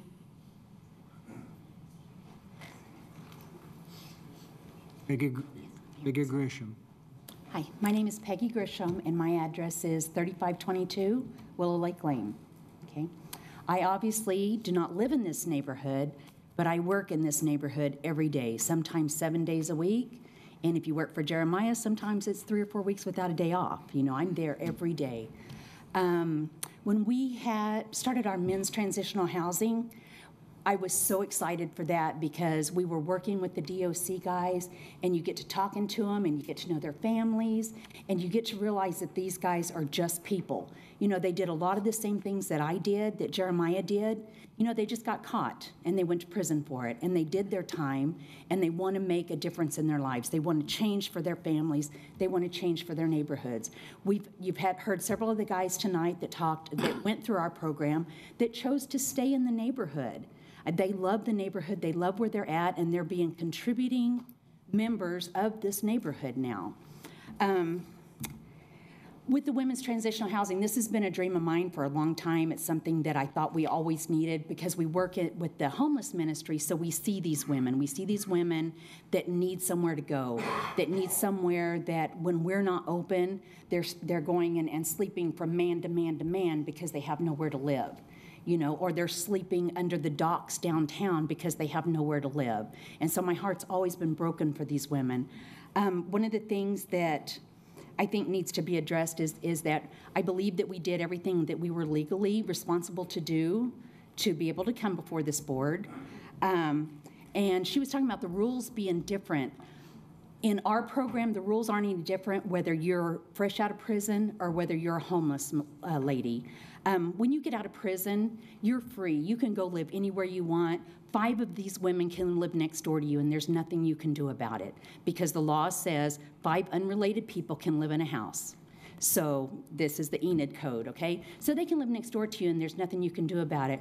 Our advantage is that we provide a house mom, and we provide love, and we provide a family for these ladies. You know, I don't live in your neighborhood, but I've heard a lot of talk the last few weeks about those people. We don't want those people in our neighborhood. These people come to my home. These men come to my home for holidays because they don't have families to go home to. These men come to my home to celebrate birthdays and graduations, and they're around my children, and they're around my grandchildren.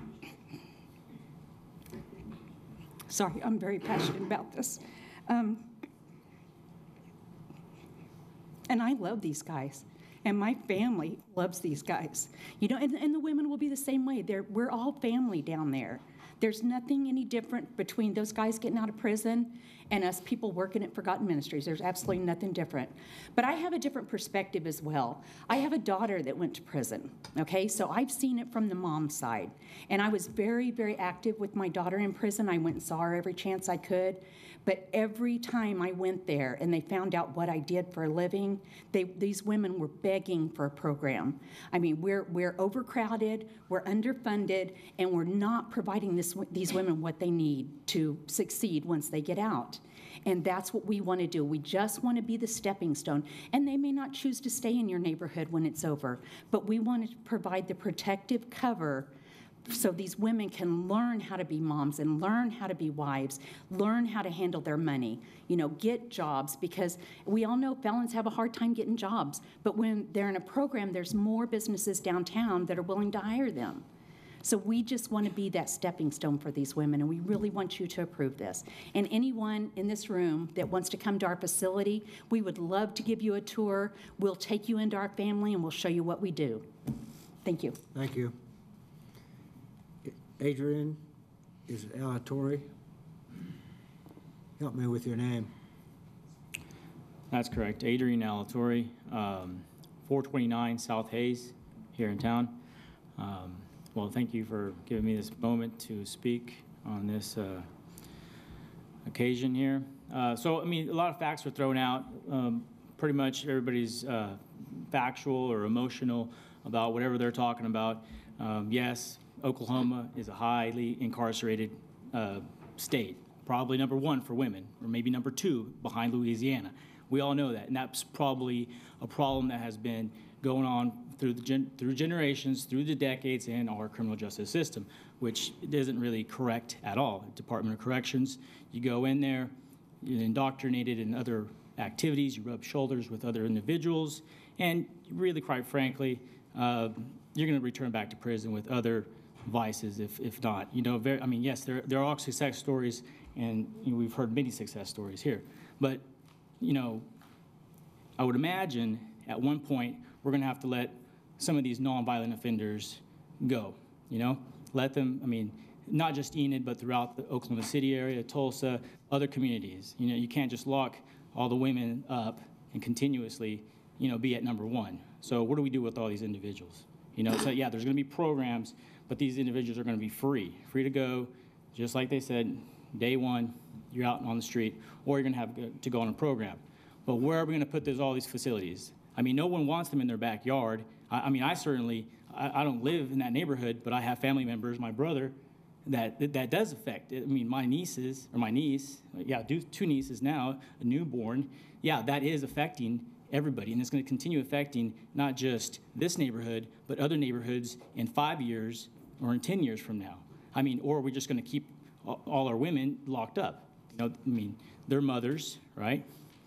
I mean, they're daughters, they're forgotten, but why not place them in a place next to a grocery store, next to a coffee shop, next to a shopping center, you know, something that they'll also have more success. Now, this section, I mean, it may be already approved, rubber stamp it, we like it, but in the future, we're going to need more places that are going to be more diverse in having all the amenities, maybe jobs, that are going to have to be placed in other places throughout the city. And we're going to have the same conversations, right? We don't want it in our backyard. Put them out down that way, right? Because they're going to have the same concerns. I mean, you want it to be adequately placed, wherever it may be. In this place, obviously, doesn't have any of those amenities, but we're going to place it there. Rubber stamp it, let's go. But, Colonel, sir, you know, you don't put the chow hall in the middle of the family housing. You typically place it next to the single housing, next to, you know, the dorms, essentially. So just because that is convenient. Where it's placed now, yes, it may not be the best place. I don't like it. Many people will say, yeah, that's the best place to put it. There's going to be people that disagree with it, of course, but this is a state problem as well, and it's going to get worse, and we're going to need a place to rehabilitate these free individuals, and predominantly women here in the state of Oklahoma. So it's not just a one meeting, let's get it over with, let's rubber stamp it, let's put it over there, we're done with it, there's not going to be any other problem in 2020, 2025, 2030. You know, this state has to change, and the city's going to have to receive all these individuals come tomorrow. And if there's a different place to put them, which I know there is, that's probably where they also need to be, adequately placed with opportunities that are closer to where they're actually going to stay. Now, I don't know about funding, but I mean, I'm sure that they receive plenty of funding through community donations. You know, that's fine. The time and effort that is donated to them. I don't know if they receive any state funding or federal funding. I didn't dig that deep, but eventually there will be deeper pockets to fund a rehabilitation program within the state, the county, the city, and eventually in your backyard, not just mine or my brother's. So, I mean, I hear a lot about this generational poverty and crime and violence, and they just want to return it back to the same old spot, you know, because it's, you know, that's where my aunt lived, that's where my grandmother lived, that's where I was raised, and that's where we're going to stick it right again. In 2018, that's where we're going to put it. I mean, I'm against it. Yes, I want to help everybody involved, but this is a bigger place, a bigger problem, and if that's the best that the city of Enid can do, of course, we talked about the legal status of being a quarter mile from the neighbors, the policy and procedures that our state legislators have dictated to the state, to the county, and to the city of Enid, and to rezone it properly and in the interest of the individuals that are going to be there, and most importantly, the private property of one, two, and everybody that lives there, not just one party of interest or one ministry or one religious group or non-denominational, whatever you may call it. So just think that in mind as we move forward and rubber stamp this and push it forward. This is not something that's just going to go away in 5 or 10, 20 years. And I hope that next time they find some other place that they stick it, I don't know, next to Starbucks, next to my house, you know? Because you're going to have the same reaction when, well, I mean, you want good jobs, right? You want to have a grocery store. You want to have someone washing dishes. And, I mean, they're not going to wash them at Dollar General. So I yield my time. Thank you. Thank you. Muriel Allen.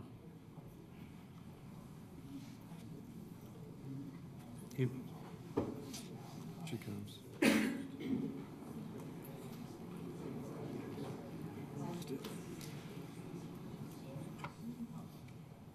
Hello, my name is Muriel Allen.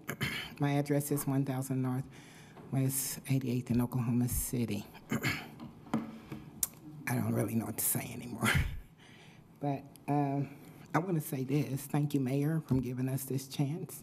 I'm an Uber driver. If you get tired, I'll be happy to take you home and you home. Anybody else who want to go home, I'll turn my app on. So that's how I make my money.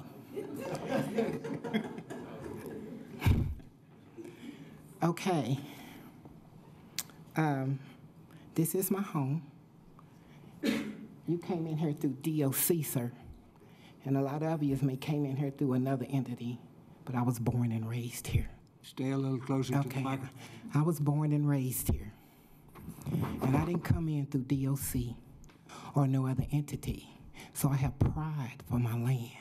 I have pride for my community.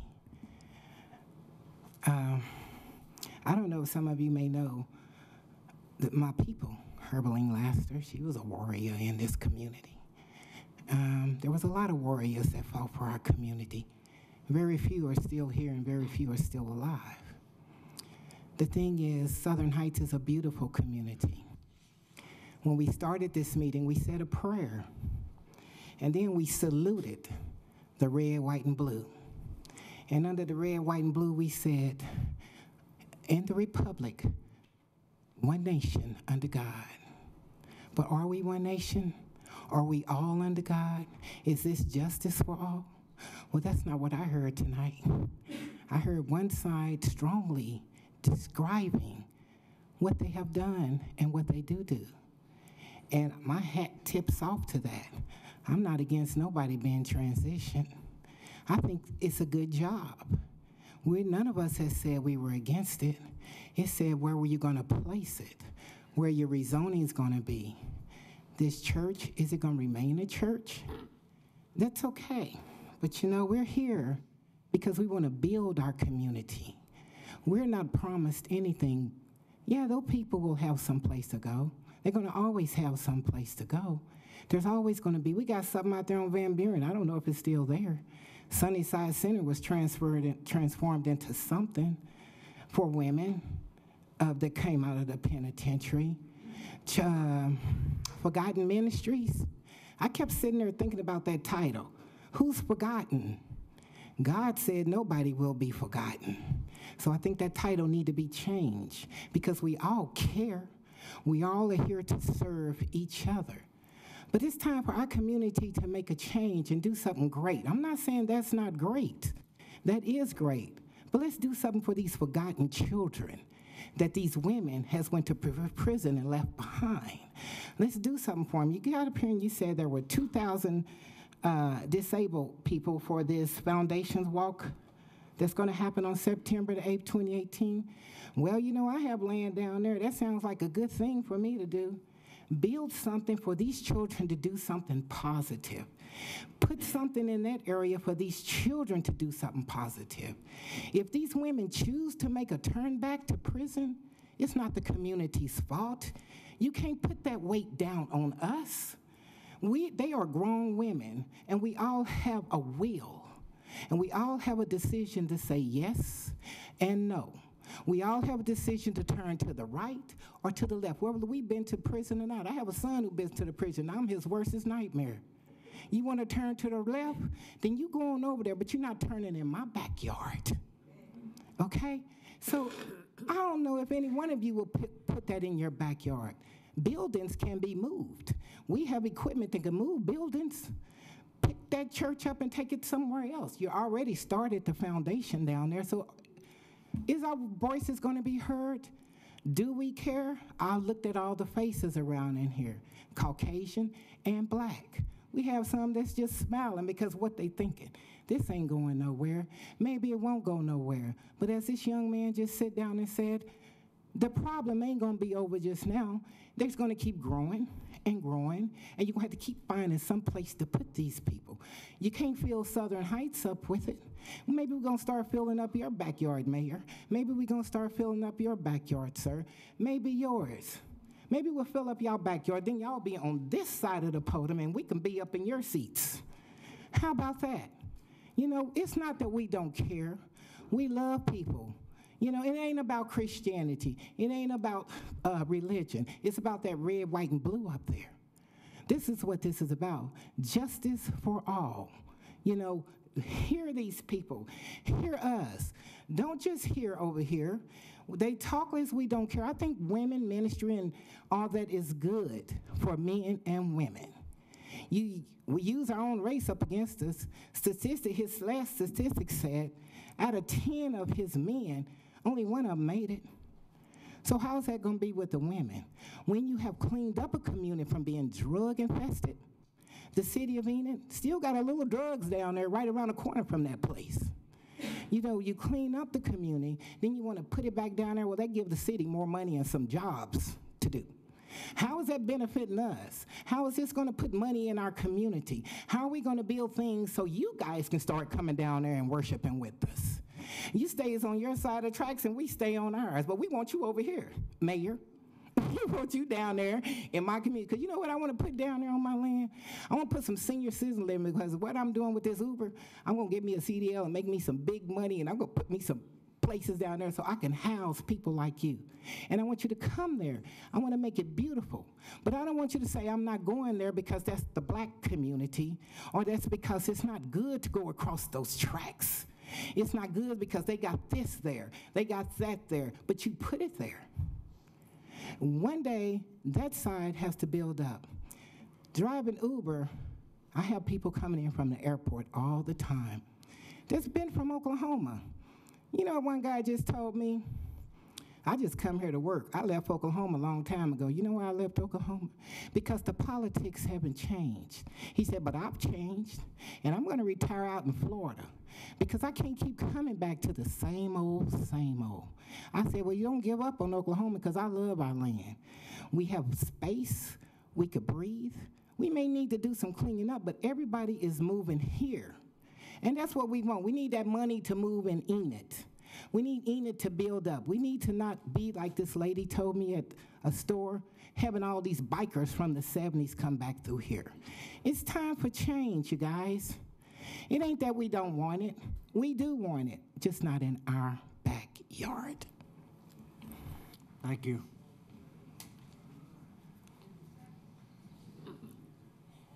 Alatori, help me with your first name. Eva. Pardon me? I'm Eva Alatorre, L115 East Nope. Randolph. The other one. Sharita. Nope. Valentine. Valentin, Vallentin. Valentine. You'll be after him.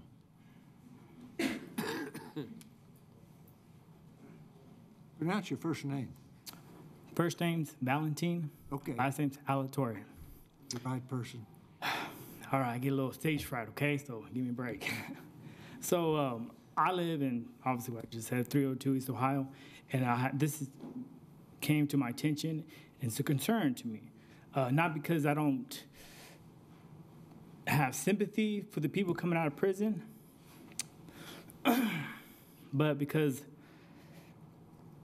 I feel that it's gonna degrade the neighborhood, not just my house, okay? There's plenty of places to put this at, and it would be nice if they can remodel, be a church or something, you know? Jeremiah right here, it's a real good guy. I'm not against him at all. He's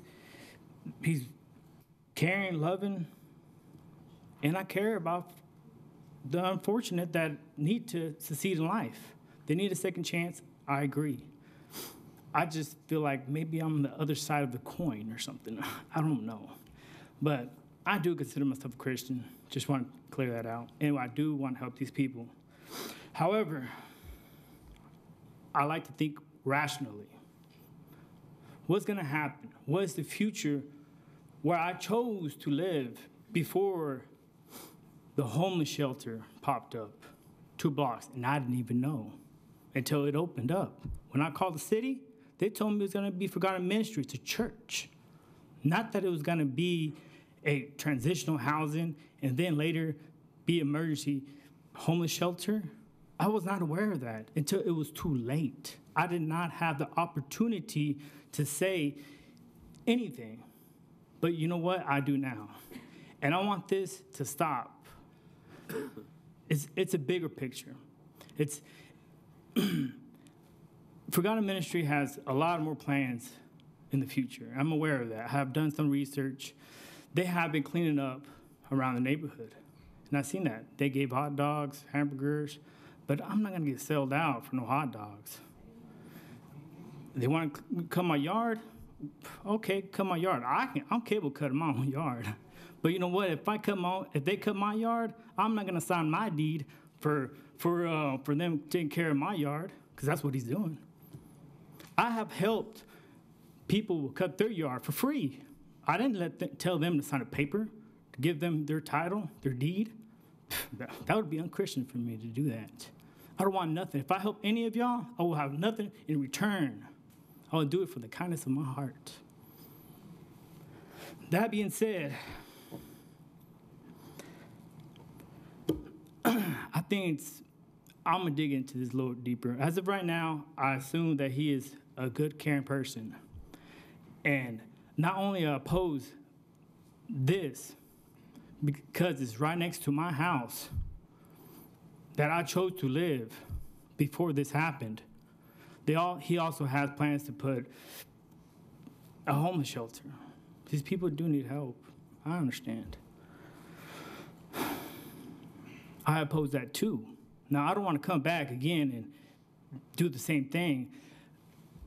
Chris Breyer, you told the newspaper, and I have paperwork, that nobody absolutely was opposing the homeless shelter, which we're not here for anyways, but I like to say that. That was a lie. It's on public documentation that you said that nobody at all opposed this on the OASIS program. There was. It's documented. Why would you say that? I don't know who's all behind this, the bigger picture. I take this really offensive, not because I don't care, but because I feel that the Southern Heights has been singled out for whatever reason. I don't know why. There's something behind that. But it needs to be opposed, rejected, and he needs to find somewhere else to do it. If y'all want to fund it, it's fine. CDBG funds, I'm aware he's getting funded. That maybe it's okay, I don't know. But the problem is housing. These people need housing, not a handout. I'm pretty sure everybody wants to help these convicted criminals. I'm not going to judge these people, but statistically, these people do go back to prison. That's just the fact. And not all of them, that's right. But all it takes is one person to put my family in danger. I have a 10-year-old, 7-year-old, and a 2-year-old. and I'm the man of the house, and my job is to protect my family. And I'm pretty sure every single one of y'all would do the same thing to protect your family. No. Why? There was something that took place about 40 years ago, and it was called white flight. And what that was is when black people moved into white communities, they said the exact same thing about us. And they fled those communities and drove down the home values of those very same communities because they were fearful about what black animals were moving into their communities. The predisposition to be able to look at individuals and say, just because of where you were, you're going to be that again. I'm sorry I sat and I listened to this for as long as I could until it boiled up inside of me. I look at what's taken place in this country over the past 40 years, where we look at the incarceration rates of the people of this country, and we label anyone who gets caught up in the many laws that we cross across this country. We throw them in jail. We tell them we won't hire them. We won't give them any place to live. And we all decide that they're not good enough to be able to live in our communities. They're not good enough to work in our businesses. We tell them we want them to go live next to a grocery store. You know what we put next to grocery stores? Apartment buildings, homes. Where do these people go? The reason why they're called forgotten is because we've decided that they're not one of us anymore. They're not forgotten. I 100% agree. I apologize. That was my fault. You need to. I apologize. Go ahead, and then Jonathan will have his time to speak. Go ahead and finish. Jonathan, I'm sorry if I offended you. I just want to make it clear that these people do need help, and I would love to help them out. Not in my backyard. That's all I ask. And I will do, if I have to donate money, be a volunteer or anything, I will do that. Maybe I have to be more compassionate, even more than I am already. The people that do go to this transitional housing, when they do kicked out, they go to the neighborhood, okay? I don't know why they got kicked out, but for some legitimate reason, they did get kicked out. I did not see these people that run around the neighborhood and all of a sudden put a tent in front of my house, okay? And I don't know who this person is. It's not code. They're not supposed to be there. Now, if he wants to build a house in front of my house, I mean, that's good, right? But what's wrong with that? I'm just saying that it's going to be a target to our community, and more people are going to, it's not going to be a future for the Southern Heights. There's not going to be, if this happens and it keeps on progressing, more and more people will get kicked out and find an abandoned house. Why the abandoned house is there anyways, I don't know. Why it's not condemned in, but I don't know. But they will find a place in this community. I don't know who these people are. Pretty much it. I'm not a very good speaker. I don't want you to judge me, okay? But they're not forgotten. I want to help as well. Make that clear. I want to help. I want to help. Everybody in here, I'm pretty sure, wants to help. Everybody does. Every single one. Maybe we have to do more. But these people were convicted from a crime. That is a fact. Not all of them, just to be clear, because we're taking in homeless that haven't necessarily committed felonies or committed crimes. We're just talking about individuals that don't have a place to live. Okay, all right. That is all right. That's a good point you brought that up. That would open the doors for other programs as well. That's a good point. And it might be good for those people, but it won't be good for the community. It sounds bad and take it however you want to take it. But those people are not forgotten. They got my heart, and I like to be involved more. I just feel like my family's in jeopardy, and I feel like I have the job to do. And thank you for I understand it. I don't want you to feel like I diminish your position. I understand where you're coming from. I truly do. I really do. I really do. And I don't want you to feel like I'm diminishing your position in any way, shape, or form. I just, what the unfortunate part for me is that I just I hear certain things and they trigger things inside my mind. Right. I begin to hear things that I've heard before in the past, and I don't want to say that it's the same now, but it's causing me to trigger. That's why I apologize, because I shouldn't take out past hurts on you that affect me. So I truly apologize for interrupting. Your apology, your apology is accepted.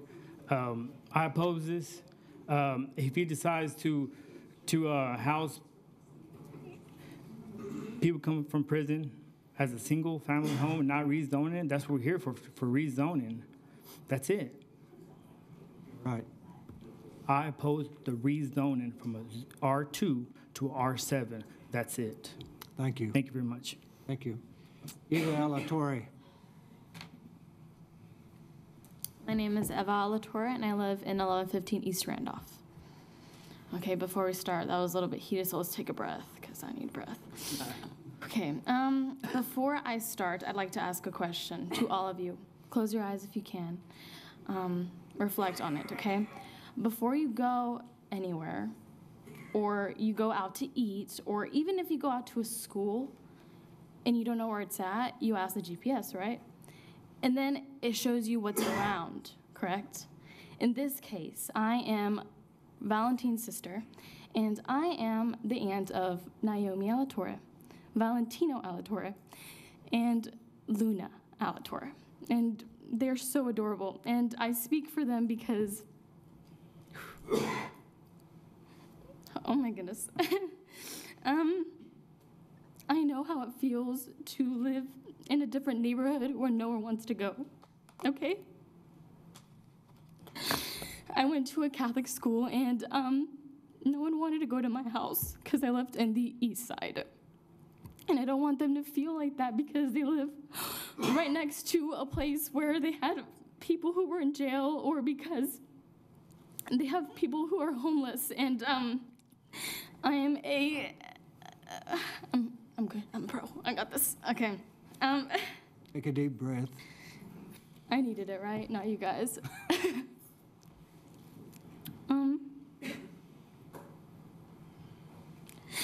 Okay. I am a Catholic Christian, so I understand exactly what you guys are talking about. I'm an evangelist, which means that I'm supposed to go and spread out the word of God, right? And that's what we all are here for. But at the end of the day, there's only one person that can change a person, and it's God, right? Can I get an amen?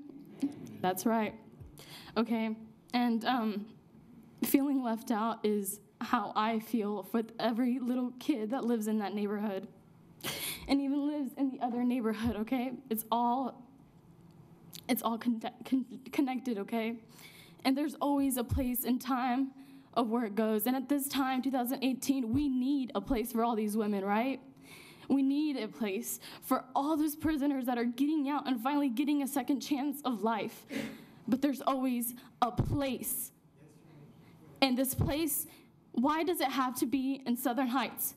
Why does it have to be behind my nieces and nephews' house? Why does it have to be behind a daycare? If you have money, and I know you do, then move it somewhere else. Build it from the top to the bottom, because I promise you that it will make your heart even better that you picked it up from the ground up, right? I know that if you build it together, and I promise, I'll go help, and I'll get all my Catholic friends and my priests and everything, and we will go help you build this place, because we know what it feels, and we understand exactly what you're talking about. But there's always a place, right? So we can change it up somewhere. Maybe, I don't know, out in the country, not too far away from town. I don't know, like, there's other places. And if you want to build that church to something better, then we can. We really can. Not only the prisoners need help, but let's think about the youth, right?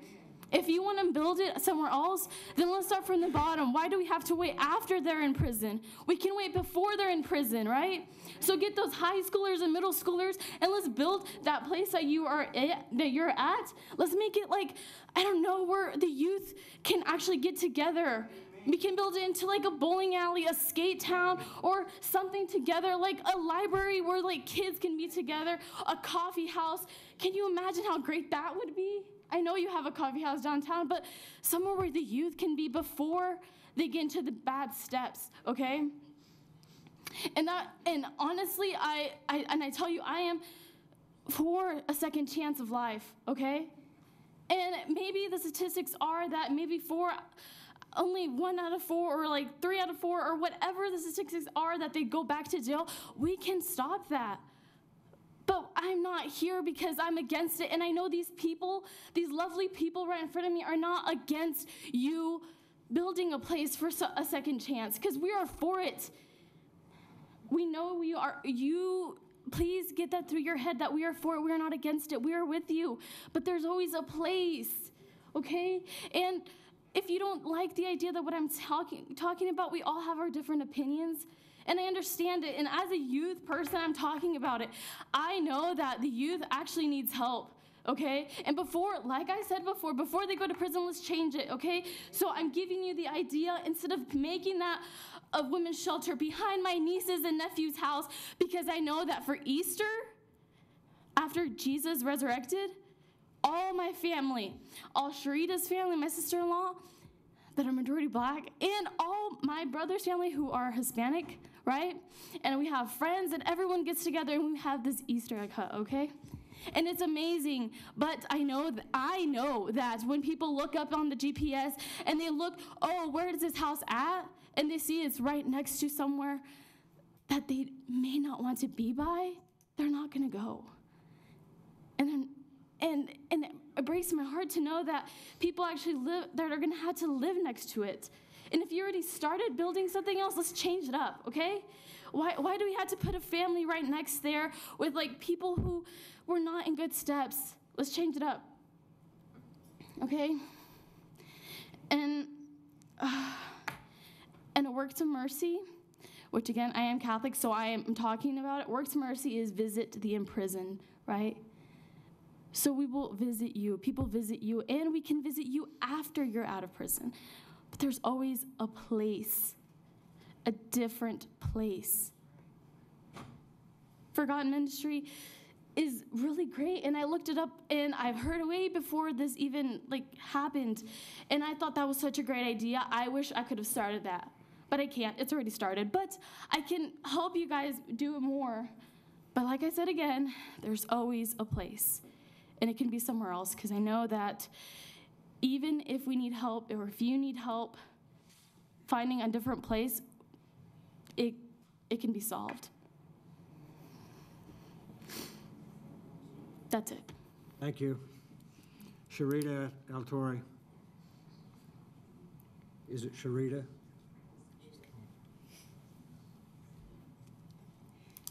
Need your name and address, please. My name is Sharita Alatorre. That was my little sister. She got me all emotional. Your name and address. 302 East Ohio, Sharita Alatorre. I do stay right behind, or for this facility that they've built is right behind my house. And as they stated, I do have a 2-year-old, 7-year-old, and a 10-year-old. I mean, they have a swing that is right there. I mean, they can literally look back and see the building, or even walk 10 steps and be right there. That's how close this is to my house. The thing that, I'm a college student. I'm a stay-at-home mom. My husband, he works hard, 14, 15 hours a day. I'm pretty much at home alone most of the time. The thing that scares me is the people that's coming to go visit these people from this transitional housing. What is it the company, what is it that it brings? They have sex trafficking. These people has seen things that we couldn't imagine, have been through things that we couldn't imagine. What is it that it will take to break the camel's back to make these women jump back to the lifestyle that they were at? People clean, I tend, sorry. People. Take your time. You got it. Take your breath. You're good.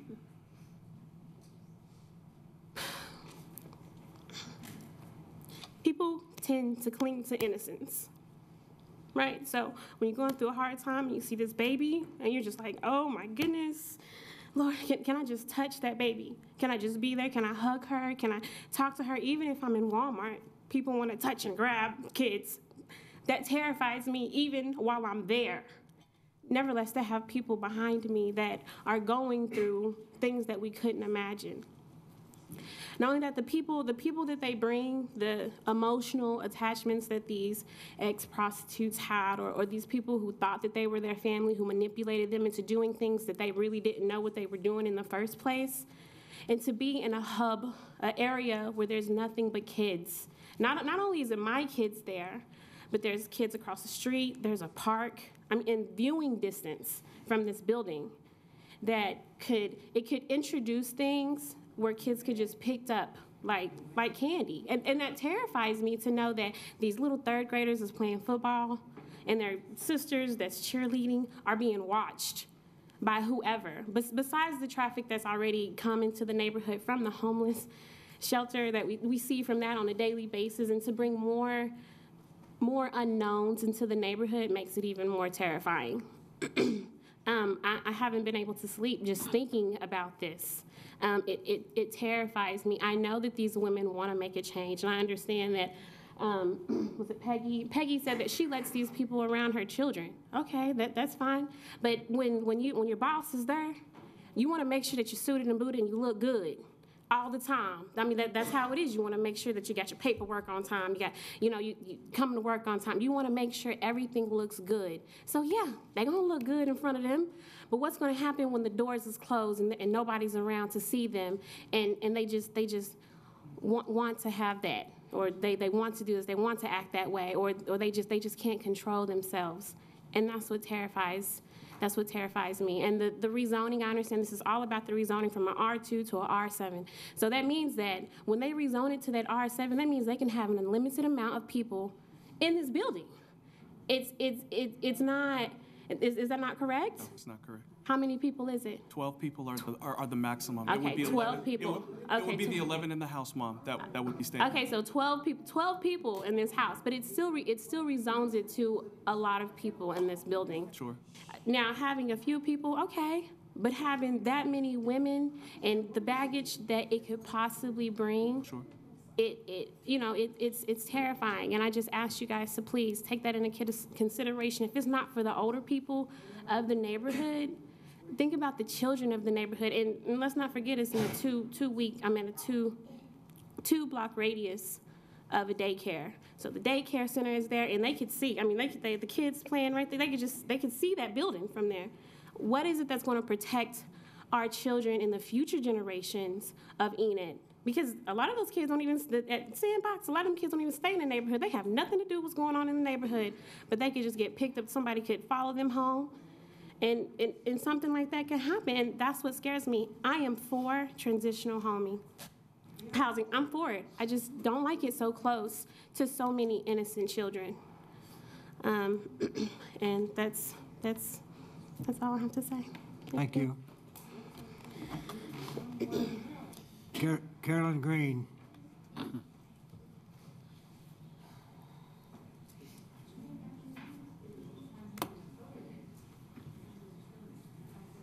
Everybody, my name is Carolyn Green, and I stay at 202 East Iowa, right down the street from where Jeremiah and them was put in that place. I have nothing to say bad about Jeremiah. They have helped me. I done ate a couple of them hamburgers that done brought down the street. You know what I'm saying? I mean, I have. And they have truly helped me. And don't get me twisted. I appreciate everything that they have done for me. They have cleaned my yard. But at the cost, if I have to shut up because they done helped me all of this month, they finna put that thing right across, the Alatories. That's my granddaughter. She's one of 25 grandkids. I have 52 great-grandkids, and I'm very much concerned about the danger, and not so much those women, but the men that they're gonna draw down there with all those women. You hear me? all these unsavory people. And y'all might say what you want to say. I'm not Ray Charles. I'm not Ray Charles. I can see. We already putting all the poor people down there in the housing, you know. Okay, you're already doing it's Marshall Islands and Mexicans and white, and it's very integrated. And I got nothing to say about that. But they all poor, and they all don't, you know, they underprivileged people in poverty. You understand? And you're putting a bunch of them like they did in Oklahoma City, in the southwest part of town. They stuck all the Mexicans and the illegals on the southwest side of Oklahoma City, and it's the biggest and highest crime area there. I have went through urban renewal, like y'all talking about rezoning, 1st and 2nd Street down in Oklahoma City. They started with urban renewal, rezoning it. Now it's Bricktown in Oklahoma River. We are not even allowed down there to visit. You know, I know what it's like. I've been there. I'm an old woman. But I got, you know, they say experience is a fool's teacher. I got a whole lot of experience, a whole lot. And I am for the transition house. And I know I have people, if it wasn't for my family, some prison systems might not work. You know, because I got so many people that have been in prison, right? And I know what it's like. You know, once they get that number, I know what it's like. And my only opposition to this stuff is my grandkids. It's my grandkids that is being affected. I got an agenda, or whatever. I got an agenda.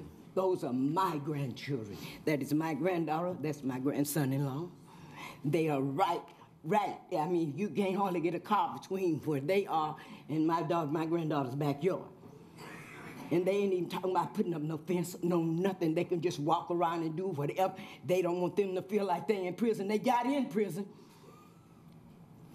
Put them put them behind the wall. Put them behind the fence. Give them recreation area.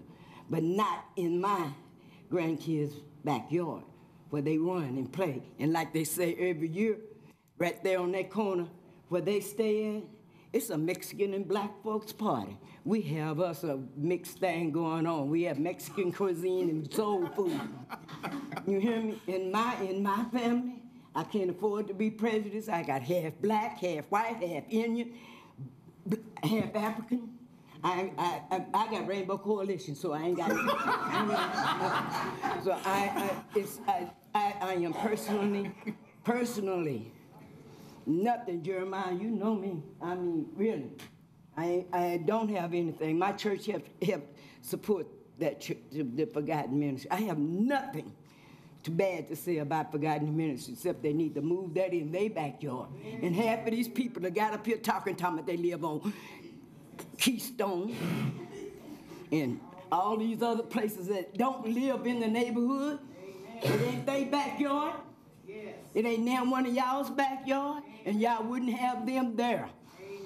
That's the truth, and you know it. If you look at it, you ain't gonna put no prison in your backyard. Or no transition center. All that ain't coming over there on the southwest side of town. I mean, northwest, whatever side of town. But it ain't working for y'all. And I don't think it should work. This thing should go up there.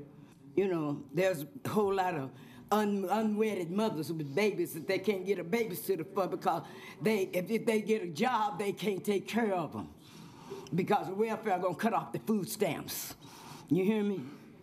They need something to help these young women with babies. I mean, there's a whole lot of other things they could do that could benefit the community. That is not benefiting us. Not. And y'all put all of the poor people over there across the tracks. Yeah, all of them. Y'all making the neighborhood more worse than what it is. It already got some elements in it, but y'all bringing more in there to multiply? So, no, I vote no, and I'm a Christian. I'm a Christian, believe it or not. I'm a Christian.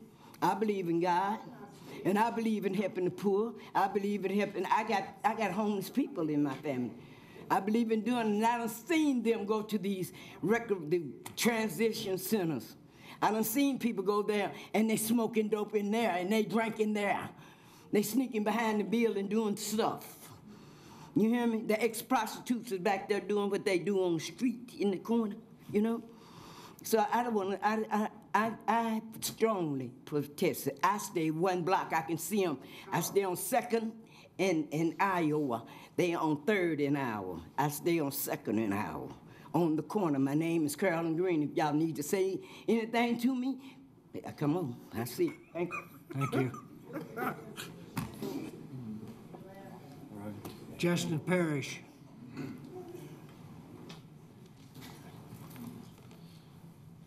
Good evening, Justin Parrish, 2829 South Garland Road. Good evening, thank you for the chance to speak.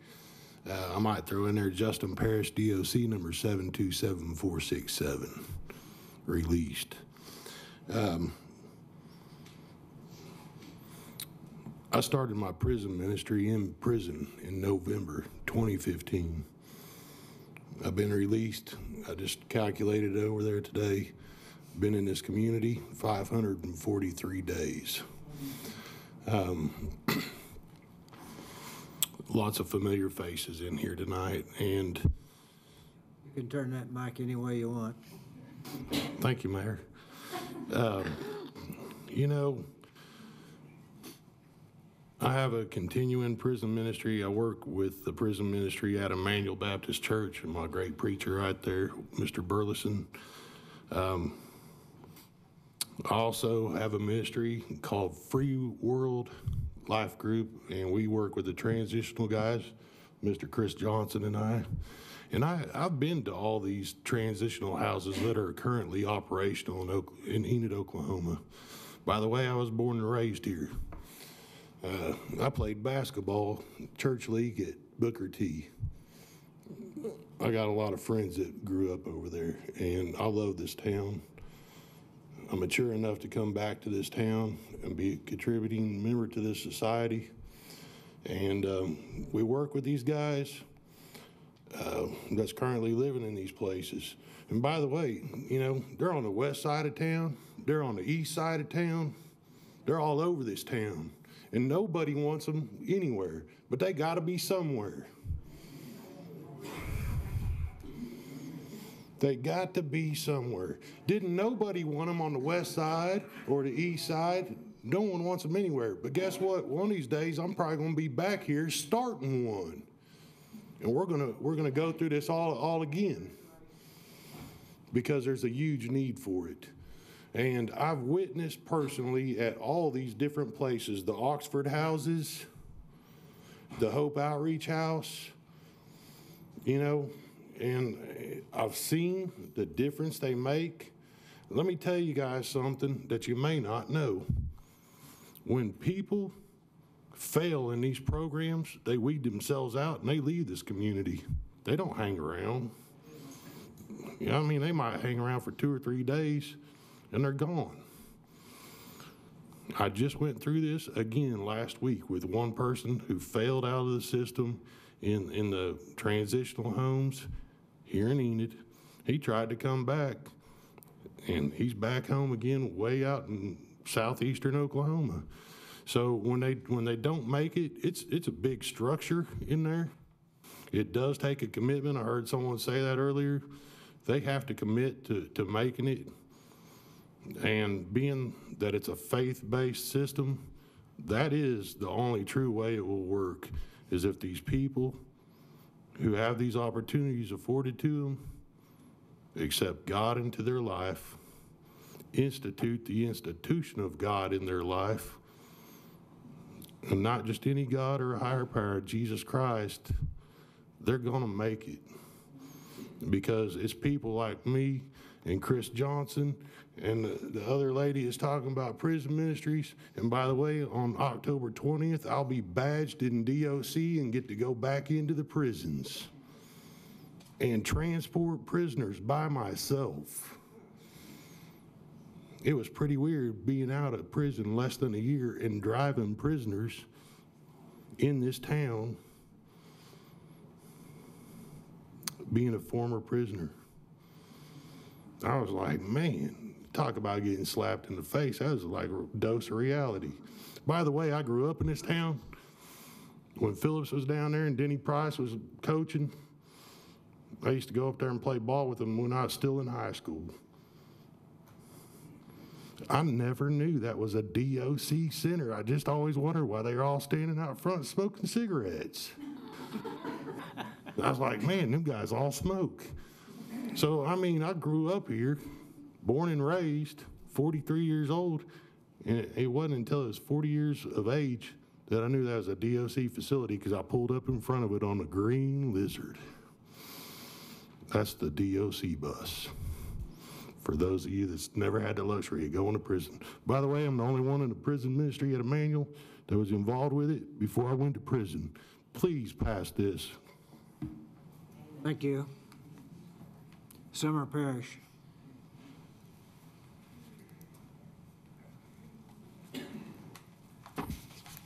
My name is Summer Parrish, 2829 South Garland.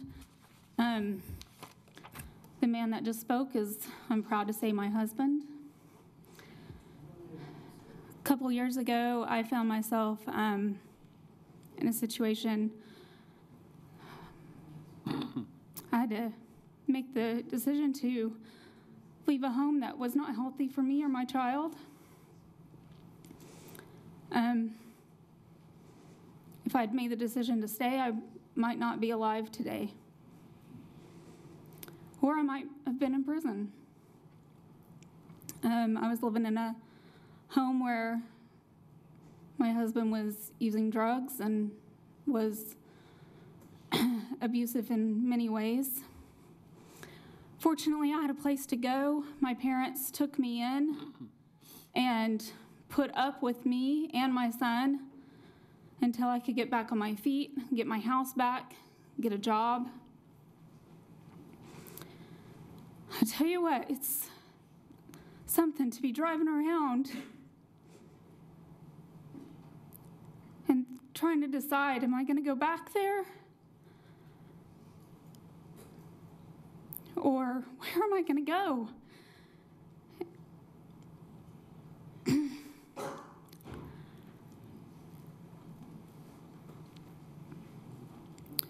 I'm thankful for my parents.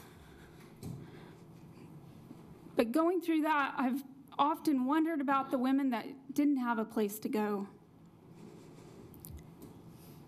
And after I got through that, I knew that I wanted to help those women. I don't know who they are, but I love them, and I want to help them.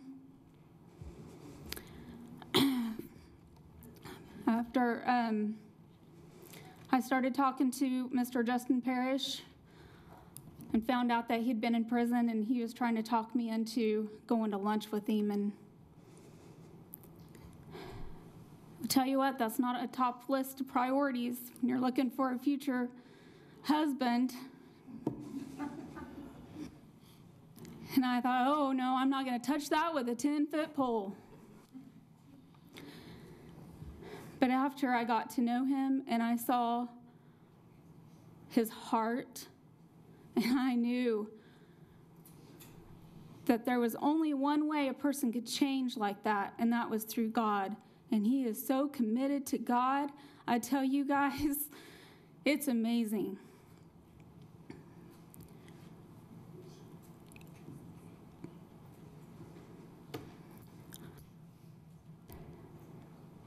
I've heard a lot of people here tonight say that this isn't about religion or isn't about God. Well, I just keep thinking, what isn't about God?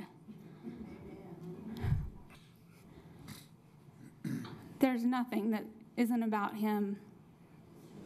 We either accept him or deny him. I look at my husband and I look at Chris Johnson and I see the men that are in these transitional homes, and they inspire me. They're amazing people, and they're valuable people. They pray for my husband and I. In return, we pray for them. These people aren't worthless or leftovers. These are valuable women, valuable to their children, valuable to this community. And we need to help them. I guarantee you the community will get a lot in return for it. Thank you. Thank you. Jeremiah Herron.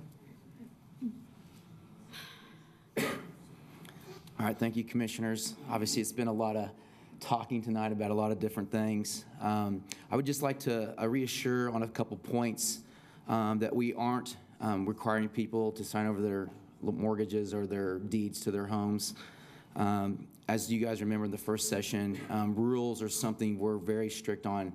Again, this is not a prison facility. This is housing for women that are in transition.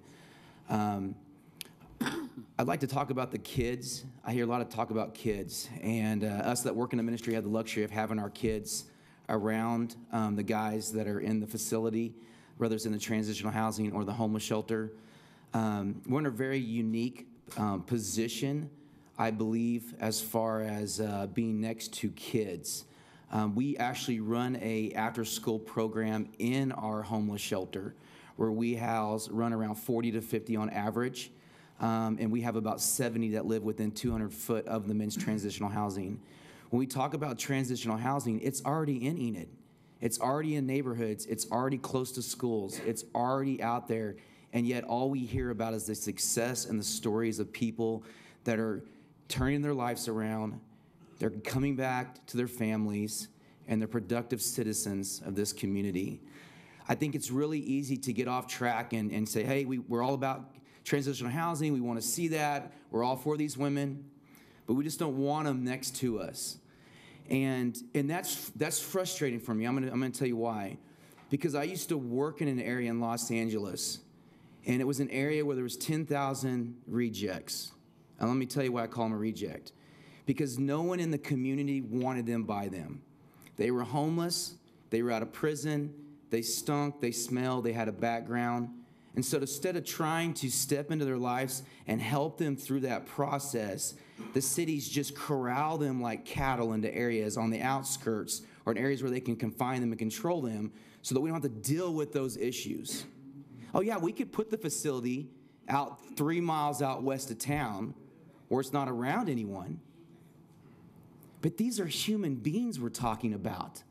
These are women that have children, that have went through suffering at the hands of injustice,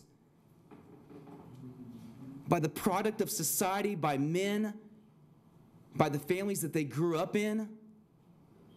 And at some point, as a community, we have to decide, you know what, we're going to take a stand for what's right. And we may have to sacrifice some things. And you know what? Fear is not going to drive my decision making, because the Bible says it's that perfect love casts out all fear. I love that the word forgotten has been talking about, and I agree with everyone that says that God has not forgotten these people. But that's the very reason why we're here tonight. God has given us a facility. God has given the resources to renovate that facility. God has provided the people to work that facility in that community. God has given us churches in that community, Missionary Baptist Church, to help with some of those classes, to help transition women. God has provided a way for them women to not be forgotten. And we have to be responsible enough to say, you know what? We're going to love these women sacrificially and help them transition and restore the relationships and the life that they once had. And so the proof is in the pudding. We've had the ministry for 3 years down there. Success, success, success. The Oxford House, Hope Outreach. These are success stories. Watong with Pastor Flynn. These are success stories of what happens when a community puts the needs of others in front of the needs of ourselves. And so I love being in Enid because when I first came here, there was a lot of division, whether it was denominations, whether it was religion, whether it was race, whether it was color. But I see God doing something really unique in Enid that I haven't seen in many communities. He's bringing us together with a common goal and a common purpose. And that's to love those that are less fortunate. And that is what makes Enid great.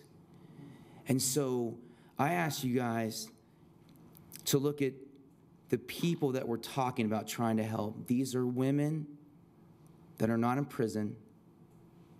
These are women that have went through difficult times, that have a housing facility available with a house mom to guide them, to love them, to teach them, to correct them, and steer them down a path that will change not only their lives, but the ripple effect will go to their families, to their kids, and into the community. And we can be a part of that. And I love, the stories that we've heard tonight, because 3 years later, I get to talk about the success stories. And 3 years after tonight, we'll talk about the success stories about what has happened with these women that have come through the program. And so I would ask if you guys have any more questions for me. If not, I'm finished. Anybody? Thank you. You're welcome. Brian Henry.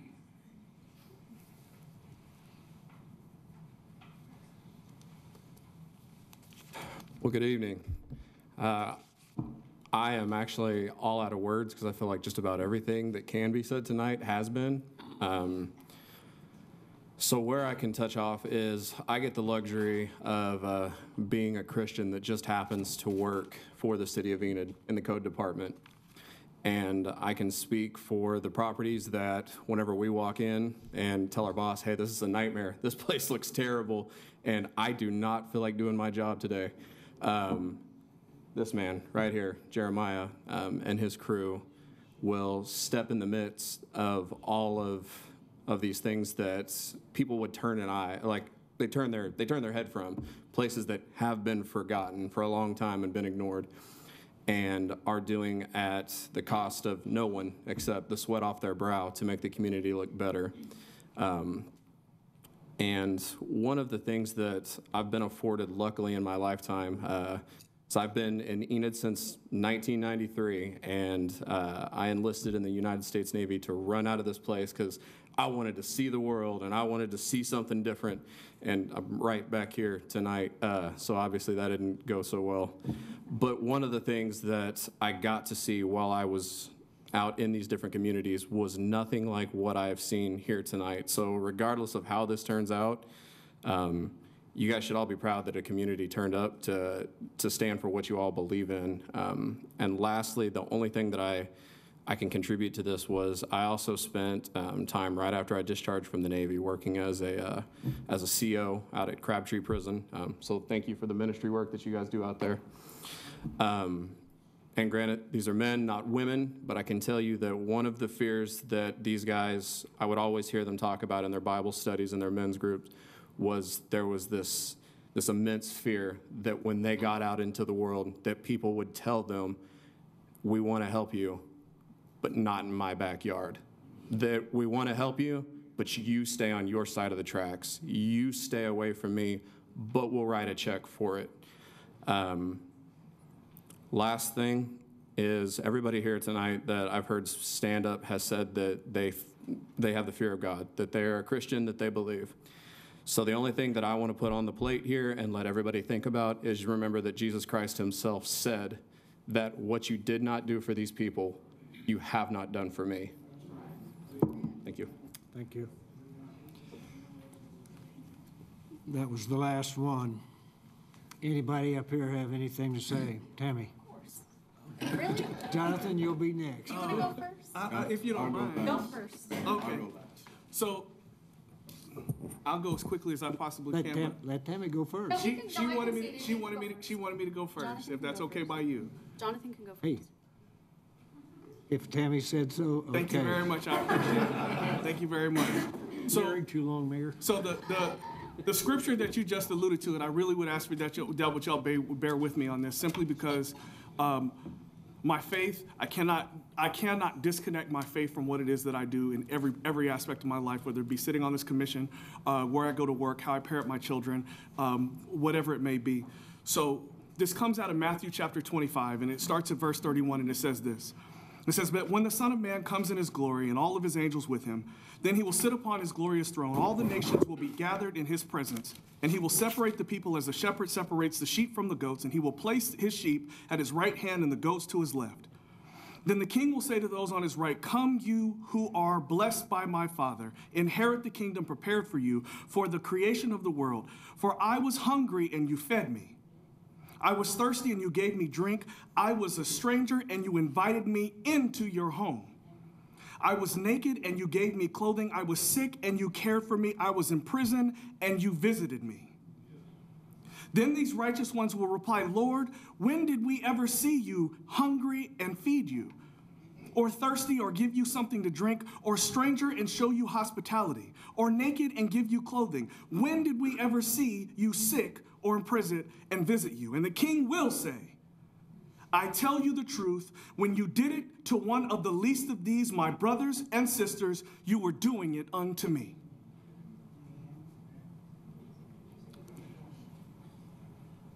Point of order, Mr. Mayor, if I may. No, ma'am, not right now. You're signed up under public discussion. Thank you. Jonathan? Yes, sir. Now,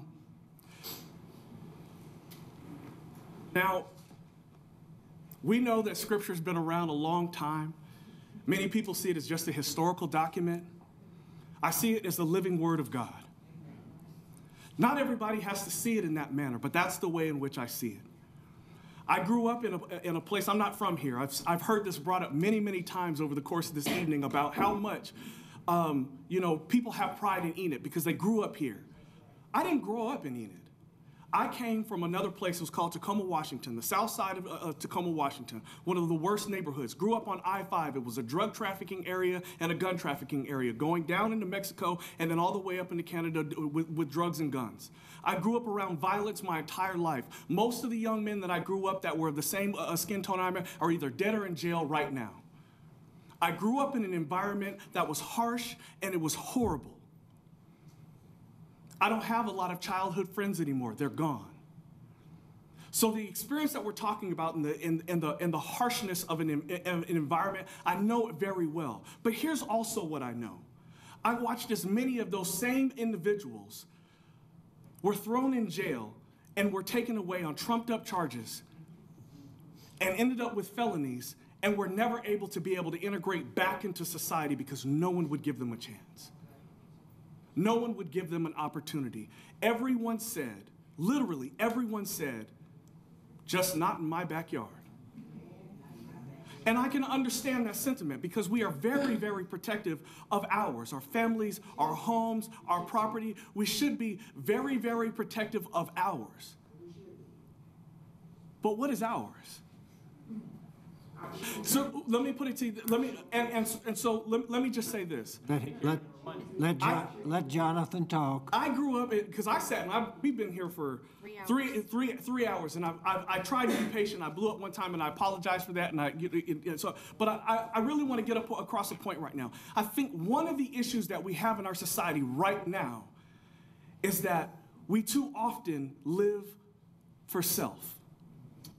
Is that we have become disconnected as a society and disconnected as a community. I grew up in an environment where we had a mentality that said it took a village to raise a child. But it didn't stop when they were a child. They grew up beyond that, and we stayed connected. We cared about one another. We cared what our neighbor was doing.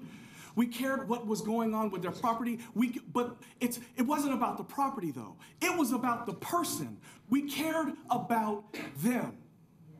And the resounding thing that grieves me at this particular part is that I continue to hear I'm willing to love them, but I want to love them at a distance. And it's not to begrudge or to say that I'm angry, but unfortunately what we know is that the breast of my Father, the breast of my Father in heaven, there's no closer place, a more warm place that I need to be. I don't feel loved when I feel separated from Him. And if I'm supposed to be a reflection of who He is, how do I love them if they're separated from me? And I understand the disposition at this particular point. It says, well, it ain't you. I can tell you within the last year, I've had a complete stranger just until less than a month ago living in my home because she had nowhere else to go. In my home, she had nowhere else to go. because I take personally the responsibility, and I can't tell anybody else how to live. But I've heard person after person after person indict me to say, if it was me, what would you do? Well, my response to that is that I did it. And I'll continue to do it. And so this is the only way we heal where we need to be in this country. And not just in this country, but in this state, in this community that we're in right now, is if we begin to operate like a community. Community meaning to commune. Community